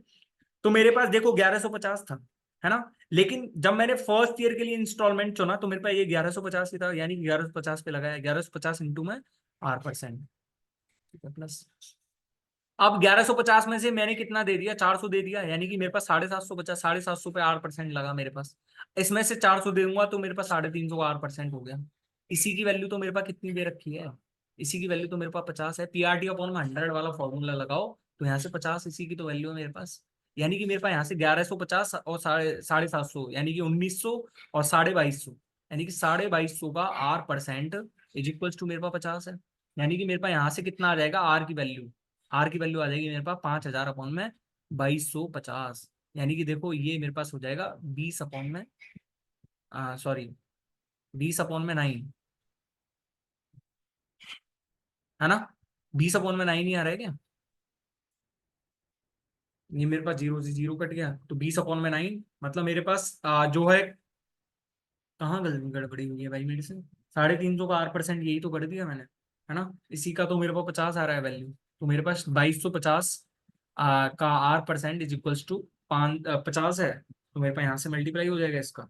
ठीक है, तो मतलब आप ऐसे क्वेश्चन होगा है ना, और मेरे को कमेंट बॉक्स में इसका आंसर बताना, मैंने कहाँ गलती करी है ये भी मेरे को दिखाना, पर क्वेश्चन ऐसे ही होगा। ठीक है, मैंने आपको थोड़ा सा हिंट दे ही दी है ऐसे करना है क्वेश्चन, और अब आप आंसर बताओगे इसका कमेंट में। 16वां क्वेश्चन है, the vessels A and B contain acid of different concentrations of 71:93 and 21:29 of capacity 6 litre and 12 litre respectively. भाई मिक्सचर एलिगेशन का क्वेश्चन है ना। मैंने बहुत सारे क्वेश्चन करा दिए हैं, ये मैं आपको जो है ना आपको करने के लिए दे रहा हूँ, इसका आंसर आपको कमेंट बॉक्स में बताना है। बहुत अच्छा क्वेश्चन है, एक बार ट्राई जरूर करना है इसको, है ना। यदि कमेंट बॉक्स में इसका आंसर बता दिया ना भाई, ये मान के चलना कि भाई मिक्सचर एलिगेशन से आपको कोई समस्या नहीं है। ठीक है, कमेंट बॉक्स में और आंसर। ठीक है, मैं इसको आपके भरोसे छोड़ रहा हूं, और ये क्वेश्चन यदि नहीं हो तो मेरे को बताना कि भैया ये क्वेश्चन नहीं हुआ, अगली शीट में मैं फिर से इसे इंक्लूड करूंगा और वहां पे इसको आपको सॉल्यूशन भी दूंगा। ठीक है, या फिर अगली बार मैं इसको प्रेजेंट करूंगा आपके सामने और वहां पे इसका सॉल्यूशन प्रोवाइड कर दूंगा। ठीक है, मेरे पास 17वें क्वेश्चन पे जा रहा हूँ। 17वां क्वेश्चन है मेरे पास, P अपॉन में Q is equal to R upon में S is equal to T upon में U is equal to 5 upon में 2, then find the value of APQ minus में BRQ प्लस में CTQ AQQ माइनस में BSQ plus में CUQ। मेरे पास ऊपर और नीचे सेम साइन है, देख लो, यहाँ पे माइनस है यहाँ पे प्लस है, और यहाँ पे भी सेम दे रखा है P अपॉन में Q R अपॉन में S T अपॉन में U, यानी कि P अपॉन में Q R अपॉन में S T अपॉन में U, मतलब प्लस माइनस साइन इंक्लूड करके। तो मेरे पास यहाँ पे क्यूब हो रहा है तो यहाँ पे अल्टीमेटली मेरे को क्यूब ही हो जाएगा, यानी कि इसका आंसर तो मेरे पास 125/8 यानी कि 15.625 आएगा। 15.625। यदि आपको कॉन्सेप्ट पता है ना तो आप कितने सेकंड लगेंगे आपको इस करने में, 5 से 6 सेकंड। लेकिन आपको कॉन्सेप्ट नहीं पता है, कॉन्सेप्ट नहीं पता है तो आप बैठे रहना, नहीं होगा ये क्वेश्चन, है ना। आप ये देख पाए कि मेरे पास पी की वैल्यू कितनी आ रही है, यहाँ से 5/2 क्यू, और यहां से आर की वैल्यू मेरे पास कितनी है 5/2 आर, 5/2 एस, और मेरे पास टी की वैल्यू कितनी है 5/2 यू। ठीक है, तो मेरे पास यहां से जब मैं इसको जमाऊंगा पी की जगह इतना 5/2 क्यू है, और यहाँ पे 5/2 एस, और यहाँ पे 5/2 यू, तो मेरे पास ऊपर और नीचे सेम बनेगा, लेकिन 5/2 मैंने कॉमन भी तो ले लिया, 5/2 कॉमन यानी कि 5/2 का होल क्यू कॉमन, यानी कि 125/8 ही तो है मेरे पास ये। मैं इसको लिख नहीं रहा हूँ, आप करके देख लेना, प्रैक्टिस मॉक में इंक्लूड हुआ था ये क्वेश्चन नेक्स्ट पिछले टाइम, तो मैंने सोचा कि ये क्वेश्चन मैं भी इंक्लूड करूंगा इसमें, और आपको बता भी दिया इसका तरीका। ठीक है, एवरेज ओवरलैपिंग से एक क्वेश्चन आ गया, है ना। ये कैसे होगा भाई, इसकी वीडियो मैं आपको डिस्क्रिप्शन बॉक्स में लिंक प्रोवाइड कर दूंगा, वहां से आप जाके देख लेना, अच्छे से बता रखा है, एक एक अच्छे अच्छे क्वेश्चन इंक्लूड कर रखे हैं, है ना। तो कोई दिक्कत नहीं है उसमें। द एवरेज ऑफ 40 नंबर से 36, the average of first 25 number is 31, and the average of last 16 number is 43। यहाँ पे ओवरलैपिंग का मतलब क्या है ये तो समझ लो। मेरे पास यहाँ पे मेरे पास क्या है 40 नंबर्स हैं, लेकिन मेरे पास क्या दिया हुआ है कि फर्स्ट 25 नंबर, फर्स्ट 25 तो मेरे पास यहाँ से आ गए, और ये मेरे पास क्या कह रहा है कि लास्ट 16 नंबर, जब लास्ट 16 लिए मेरे पास, तो लास्ट 16 तो यहां से आएंगे ना मेरे पास, क्योंकि भाई 25 और 16 तो 41 होता है, यानी कि मेरे पास ये जो है ना, कौन सा, ये मेरे पास जो 25वां नंबर है ना, ये मेरे पास ओवरलैप कर रहा है दोनों में, ये मेरे पास 25th नंबर ही तो है, 25th नंबर ही तो है। ये मेरे पास इधर से हो जाएंगे 24 नंबर तो, और ये मेरे पास इधर से हो जाएंगे 15 नंबर। ठीक है, तो मेरे पास ये 25वां नंबर ही तो ओवरलैप कर रहा है दोनों में। तो मैं यहां से कितना कहता हूँ, देखो 40 का एवरेज कितना था 36 था, लेकिन 25 का एवरेज कितना था मेरे पास 31 था, है ना, और लास्ट 16 का मेरे पास कितना था, लास्ट 16 का मेरे पास 43 था। तो यहां से मैं डेविएशन पे जाना चाहूंगा, ये 40 का जब 36 है, तो मेरे पास 25 का 31 है, तो डेविएशन कितने का है? डेविएशन कितने का है मेरे पास? डेविएशन मेरे पास कितने का है? डेविएशन मेरे पास -5 का है। जब एक पे -5 का डेविएशन है तो मेरे पास 25 पे कितने का डेविएशन आएगा? 25 पे 125 का डेविएशन आएगा। और मेरे पास यहां से 36 एक 43 है, यानी कि प्लस में 7 का डेविएशन। जब एक पे +7 है तो 16 पे कितने का डेविएशन? 16 7 112 है, यानी कि ओवरऑल डेविएशन मेरे पास 13 का है। ओवरऑल डेविएशन मेरे पास 13 का है। ये 13 का डेविएशन है मेरे पास, और मेरे को 25वां नंबर निकालना है। तो 25वां नंबर कैसे निकलेगा? यहां से मैं सीधा ही तो निकाल सकता हूँ कि 36 माइनस में 13 है। इस डेविएशन को ही तो मेरे को जीरो करना है। डेविएशन को जब जीरो करूंगा तो मेरे पास 25वां नंबर में से ही तो घटेगा वो। तो 25वें नंबर में घटेगा तो 25वां नंबर कितना आ जाएगा? 23 आ जाएगा। ये कैसे आया, क्यों आया, इसके लिए तो आप वीडियो देख लेना जाके। मैंने यहाँ पे सीधा बता दिया है, एक बार मैंने कॉन्सेप्ट अच्छे से बता दिया है। और मैंने यहाँ पे आपको बता भी दिया है कि भाई माइनस में तेरे का डेविएशन आया है यहाँ पे, तो वो उसको जीरो करना है मेरे को, उस डेविएशन को मेरे को जीरो बनाना है। तो उस डेविएशन को जीरो कैसे बनाऊंगा मैं, ये क्वेश्चन है मेरा। ठीक है, मेरे पास है 19वां क्वेश्चन, और 19वें क्वेश्चन में दिया हुआ है if A B C and D are integers such that 1/, ठीक है इतना है मेरे पास। तो मैं यहां से एक चीज लिख रहा हूं आपके सामने, देखो 154 रेशियो 29 कर रहा हूं, मतलब 154 में 29 भाग दे रहा हूं, ठीक? तो 29 × 145, ठीक है, मेरे पास कितना बच गया? 9 बच गया, है ना? अब इस 9 में किसका मतलब, इस 9 से किसको डिवाइड कर रहा हूं मैं? 29 को डिवाइड कर रहा हूँ, यानी कि 9 × 27, ठीक है। मेरे पास कितना हो जाएगा? 2। इस 2 से मैं दो 9 को डिवाइड कर रहा हूँ, यानी कि 2 चौके 8, और एक इस 2 से 2 को डिवाइड कर रहा हूँ, ठीक है। तो मेरे पास जीरो शेषफल यहाँ पे आया, जीरो शेषफल यहाँ से आया। तो मैं यहाँ से कितना कह सकता हूँ, मेरे पास यहाँ से वैल्यूज क्या क्या आनी चाहिए? वैल्यूज मेरे पास क्या क्या आनी चाहिए यहाँ से मैं एक चीज देख पाया, यहाँ से ना मैं एक चीज देख पाया कि मेरे पास वैल्यूज क्या क्या आ रही हैं। वैल्यूज मेरे पास क्या क्या आ रही हैं, ये बताओ मेरे। यहां से यदि मैं इस क्वेश्चन को करना चाहूं तो मैं यहां से इस क्वेश्चन को कैसे करूंगा? यदि मेरे पास यहाँ पे ये 154 अपॉन में 29 है, 29 अपॉन में 154 है, तो मैं इसको ऐसे भी तो लिख सकता हूँ 1/154 अपॉन में 29। ये भी तो अब यही है, ये भी तो अब यही है। तो मतलब मैं इसको अब यहां से ऐसे लिखूंगा, तो मेरे पास यहां से कितना आ जाएगा? 1 प्लस में 5 प्लस में ये कितना हो जाएगा मेरे पास? 5, सॉरी 9/29। ये मेरे पास इतना ही तो है, मतलब अभी तो ये 154/29 ही बन रहा है ना, 154/29, ठीक है। अब यहाँ पे ये 9/29 है, तो यानी कि इसको मैं क्या लिख सकता हूँ? 1/29/9। तो 1/29/9 करूंगा इसको कंसीडर में, तो यहां से मैं कितना लिख सकता हूँ? 1/5 प्लस में 1/में 9 × 27, और प्लस में 3 2/9, यानी कि 9 × 27 29/9। अब भी इतना ही आ रहा है मेरे पास, अब भी इतना ही आ रहा है ना। अब इस 9/2 को फिर से करूंगा, तो मेरे पास यहां से मैं ऐसे ना करके, यहाँ पे मेरे पास ए बी और सी की तो वैल्यू आ रही है, ये A B C D की। तो मेरे पास यहाँ पे भी तो यही है, 5 इसकी वैल्यू आ गई ए की, B = 3, C = 4, और D = 2, यानी कि 4 और 2 6, 6 और 9, 6 और 8 14, 14 इसका आंसर हो जाएगा, ठीक है। ठीक है ना, 19वां क्वेश्चन हो गया। 20वां क्वेश्चन है मेरे पास। आ 20वां क्वेश्चन है जो मैं आपसे करवाना चाहूंगा इस चीज में, कि इसका आंसर आपको कमेंट बॉक्स में बताना है, ठीक है। कमेंट और आंसर, है ना। मैं आपको थोड़ी सी हिंट दे देता हूँ कि भाई speed is directly proportional to distance, और speed is indirectly proportional to time. यदि डिस्टेंस कांस्टेंट है तो speed is indirectly proportional to time.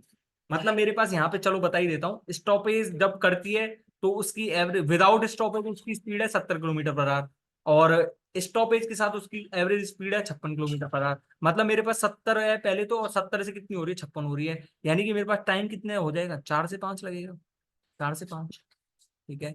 तो ये 1 आवर लेट हो रही है, 1 आवर, 1 आवर लेट हो रही है, 1 आवर। जब ये 1 आवर लेट हो रही है तो 1 आवर में कितने मिनट होते हैं? 60 मिनट्स, 60 मिनट्स। मतलब ये 60 मिनट्स में कितनी बार रुकी होगी? 60/5, यानी कि कितनी बार रुकी होगी? 12 मिनट, 12 बार ही तो रुकी होगी। सॉरी, मतलब मतलब ये 5 बार रुकी है। 1 आवर में यदि 5 बार रुकीगी ये, तो यानी कि एक जो है हर घंटे के लिए कितनी, सॉरी 5 आवर रुकी है ना, 5 आवर। तो मतलब कितने मिनट रुकी होगी ये? हर घंटे 12 मिनट ही तो रुकी होगी ना, 12 मिनट ही तो रुकी होगी ना। आप करके देखना इस क्वेश्चन को, मैंने आपको कमेंट में योर आंसर पूछा है, आप कैसे करोगे कैसे नहीं करोगे, ये आप लॉजिक भी बता देना मेरे को तो। ठीक है ना, मैंने तो बता दिया आपको। ये क्वेश्चन शायद ही मैंने हर शीट में अपलोड करा है, और मतलब मैंने है ना, अब इस कॉन्सेप्ट को सीधा मैं यहाँ पे रियलाइज करना चाहूंगा। बार बार मैं आपको कॉन्सेप्ट रिवील नहीं करूंगा, ये ध्यान रखना, ठीक है। मैं एक आपको सिर्फ एक चीज बताना चाहूंगा कि 1/, में 1 into 2, प्लस में 1/, में 2 into 3, प्लस में 1/, में 3 into 4, प्लस में डॉट डॉट डॉट 1 into में 1/, में 13 into में 14। ठीक, ये मेरे पास ये है ना। और इसका मैं आंसर यदि पूछूं तो इसकी वैल्यू यदि मैं पूछूं तो कितनी आएगी इसकी वैल्यू, आप बता सकते हो मेरे को? बता सकते थे, लेकिन हम इनको यदि अलग अलग करके लिखे हैं तब बता सकते थे, पर लेकिन अब तो हमें बहुत कॉम्प्लिकेटेड लग रहा है। 1/2 प्लस में 1/6 प्लस में 1/12, कैसे करेंगे भैया इस क्वेश्चन? तो भाई ये 1/1 into 2 है ना, ये और कुछ नहीं, ये 1 - 1/2 है।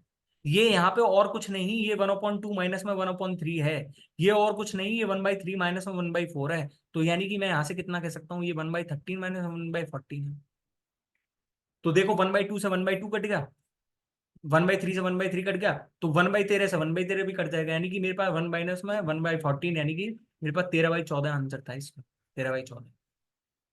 ऐसे यदि क्वेश्चन को करोगे तो भाई करते रह जाना, नहीं होगा इस जन्म में, तो नहीं होगा शायद, इस जन्म में तो नहीं होगा, बाकी की मैं कहूंगा नहीं, ठीक है। तो मेरे पास यहाँ से 13/14 आंसर आ गया। लेकिन मेरे पास कब था, ये कब पॉसिबल था, जब मेरे पास यहाँ पे भी एक का गैप था, और मेरे पास यहाँ पे भी एक आ रहा है। यहाँ पे मेरे पास एक है, यहाँ पे भी मेरे पास एक का गैप आ रहा है। तो मेरे पास यहाँ पे देखो, यहाँ पे मेरे पास 5 का गैप आ रहा है, यहाँ भी मेरे पास 5 का गैप है, यहाँ भी मेरे पास 5 का गैप है, यहाँ भी मेरे पास 5 का गैप। पर यहाँ पे मेरे पास एक है, यहाँ पे मेरे पास एक है, मतलब मेरे पास सब जगह एक एक है। पर मैं इसको यदि ऐसे लिखूं 1/2 माइनस में 1/7, और इसको मैं ऐसे लिखूंगा तो मेरे पास कितना आएगा, ये 5/2 into 7। और इसको मैं यदि करूं तो मेरे पास यहाँ से कितना आएगा, 1/7 माइनस 1/12, यानी कि 5/7 into 12 है। मतलब मेरे पास 5 की कमी है। यदि मैं 5 का ऊपर, मेरे पास यदि ऊपर 5 आ जाए तो मैं इसको ऐसे लिख सकता हूँ, 1/2 माइनस 1/7। तो मैंने क्या करा कि मैंने 5/5 का ऊपर नीचे मल्टीप्लाई कर लिया। मैं खाली 5 का तो नहीं कर सकता, क्योंकि भाई संख्या ही चेंज हो जाएगी। तो मैंने 5/5 का कर लिया। तो जब 5/5 का करा ना, तो ऊपर वाले 5 को तो मैंने अंदर ले लिया। तो अंदर लिया तो मेरे पास क्या बन गया, 1/2 माइनस 1/7। और ये मेरे पास कितना बन जाएगा, 1/7 माइनस में 1/12, प्लस में डॉट डॉट डॉट कर रहा हूँ मैं, 1/27 माइनस में 1/32। तो मेरे पास यहाँ से सारे कट जाएंगे, तो मेरे पास क्या बच जाएगा, 1/2 माइनस में 1/32 इंटू में 1/5, यानी कि 32, और माइनस में यानी कि 30 में, ये मेरे पास कितना हो जाएगा, 64 इंटू में 5। ठीक है, तो मेरे पास यहाँ से कितना बार कट गया, 6/64, यानी कि 3/32। ठीक है। अब ये कैसे हुआ, क्यों हुआ, ये भी मैंने बता दिया है आपको। ये 22वां क्वेश्चन है, और 22वां क्वेश्चन ट्रिगोनोमेट्री से रिलेटेड है। मैं कहना चाहूंगा कि यदि आपको जो है ना, आप यदि सिंपल सा क्वेश्चन है, आइडेंटिटी से कर पा रहे हो, तो आइडेंटिटी से ही सॉल्व करो इस क्वेश्चन को, विदाउट वेस्टिंग टाइम। क्योंकि भाई आप यदि जब वैल्यू पुटिंग करते हो ना, तो वैल्यू पुटिंग में थोड़ा तो टाइम लगता है। कई बार ऑप्शंस मैच नहीं करते, कई बार दो ऑप्शंस मैच करते हैं। ठीक है।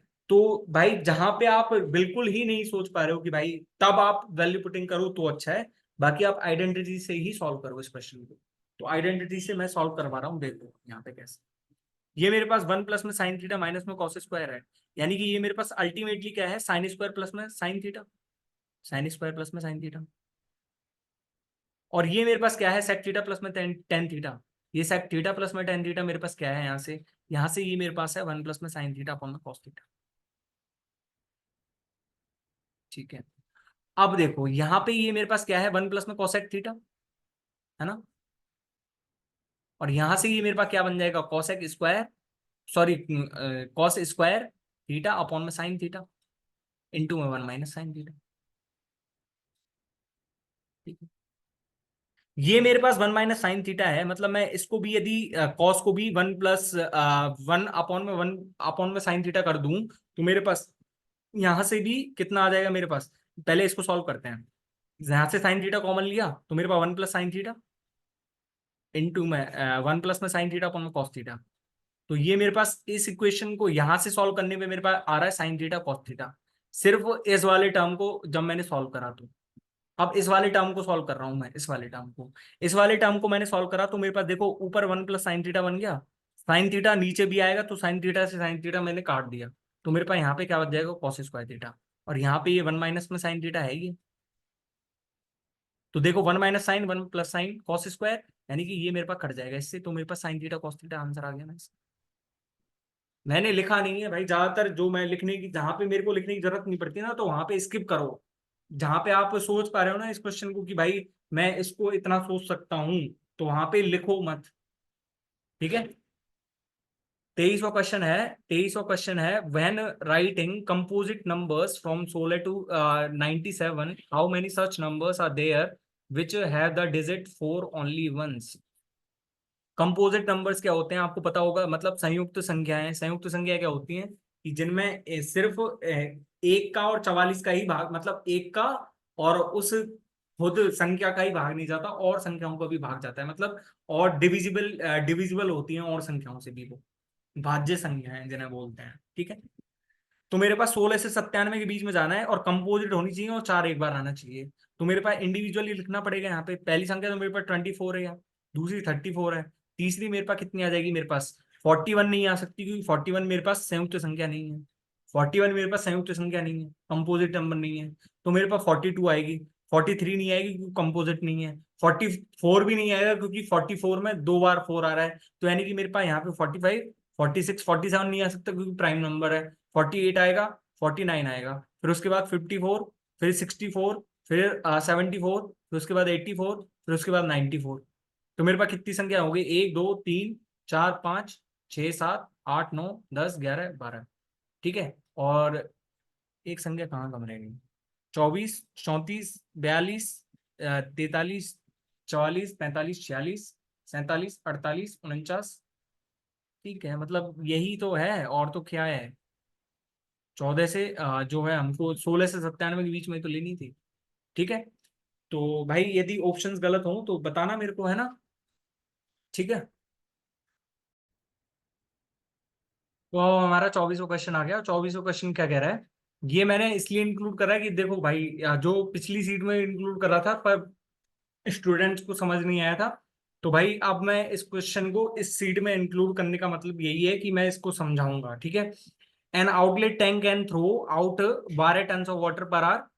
Find at what speed it should move such that when it begins to sink, rescue ship moves with 6 kilometer per hour, escapes the passengers of the ship if 69 ton water is enough to sink. मेरे पास यहाँ पे data थोड़ा अधूरा दिया हुआ है, तो हिंदी में पढ़िए इस क्वेश्चन को। एक जहाज तट से 77 किलोमीटर दूर है। एक रिसाव झरता है जो हर 5.5 मिनट में 2.25 टन पानी ग्रहण करता है। आप इस चीज में थोड़ा सा ऐसा जूम करके चलिए कि एक समुद्र है, एक सी है जिसमें कोई जहाज दौड़ रहा है, मतलब आप टाइटैनिक का वो ऑप्शन ले लीजिए, आप अज्यूम करिए। वहां पे क्या हुआ था कि भाई कोई शिप टकरा गई थी, मतलब जो है टाइटैनिक टकरा गया था ना किसी, मतलब हिल से, जो मतलब सी में होते हैं। तो वहां से जब टकराया तो वहां पे लीक हो गया होगा। जब वहां पे लीक हुआ तो लीक से पानी जा रहा है, उसमें अंदर पानी जा रहा है। तो यहाँ पे वो पानी कितने से जा रहा है, 5.5 मिनट में 2.25, मतलब 11/2 में 9/4 टन जा रहा है। 9/4 टन। तो मेरे पास यहाँ से 60 मिनट में कितना जाएगा, 60 मिनट में, 60 मिनट में मेरे पास कितना जाएगा, 9/4 अपॉन में 11/2 इंटू में 60। यानी कि ये मेरे पास कितना आ जाएगा, दो से यहाँ पे, यानी कि मेरे पास 270 जो है अपॉन में 11 टन आ जाएगा। 60 मिनट में ग्रहण करा है उसने।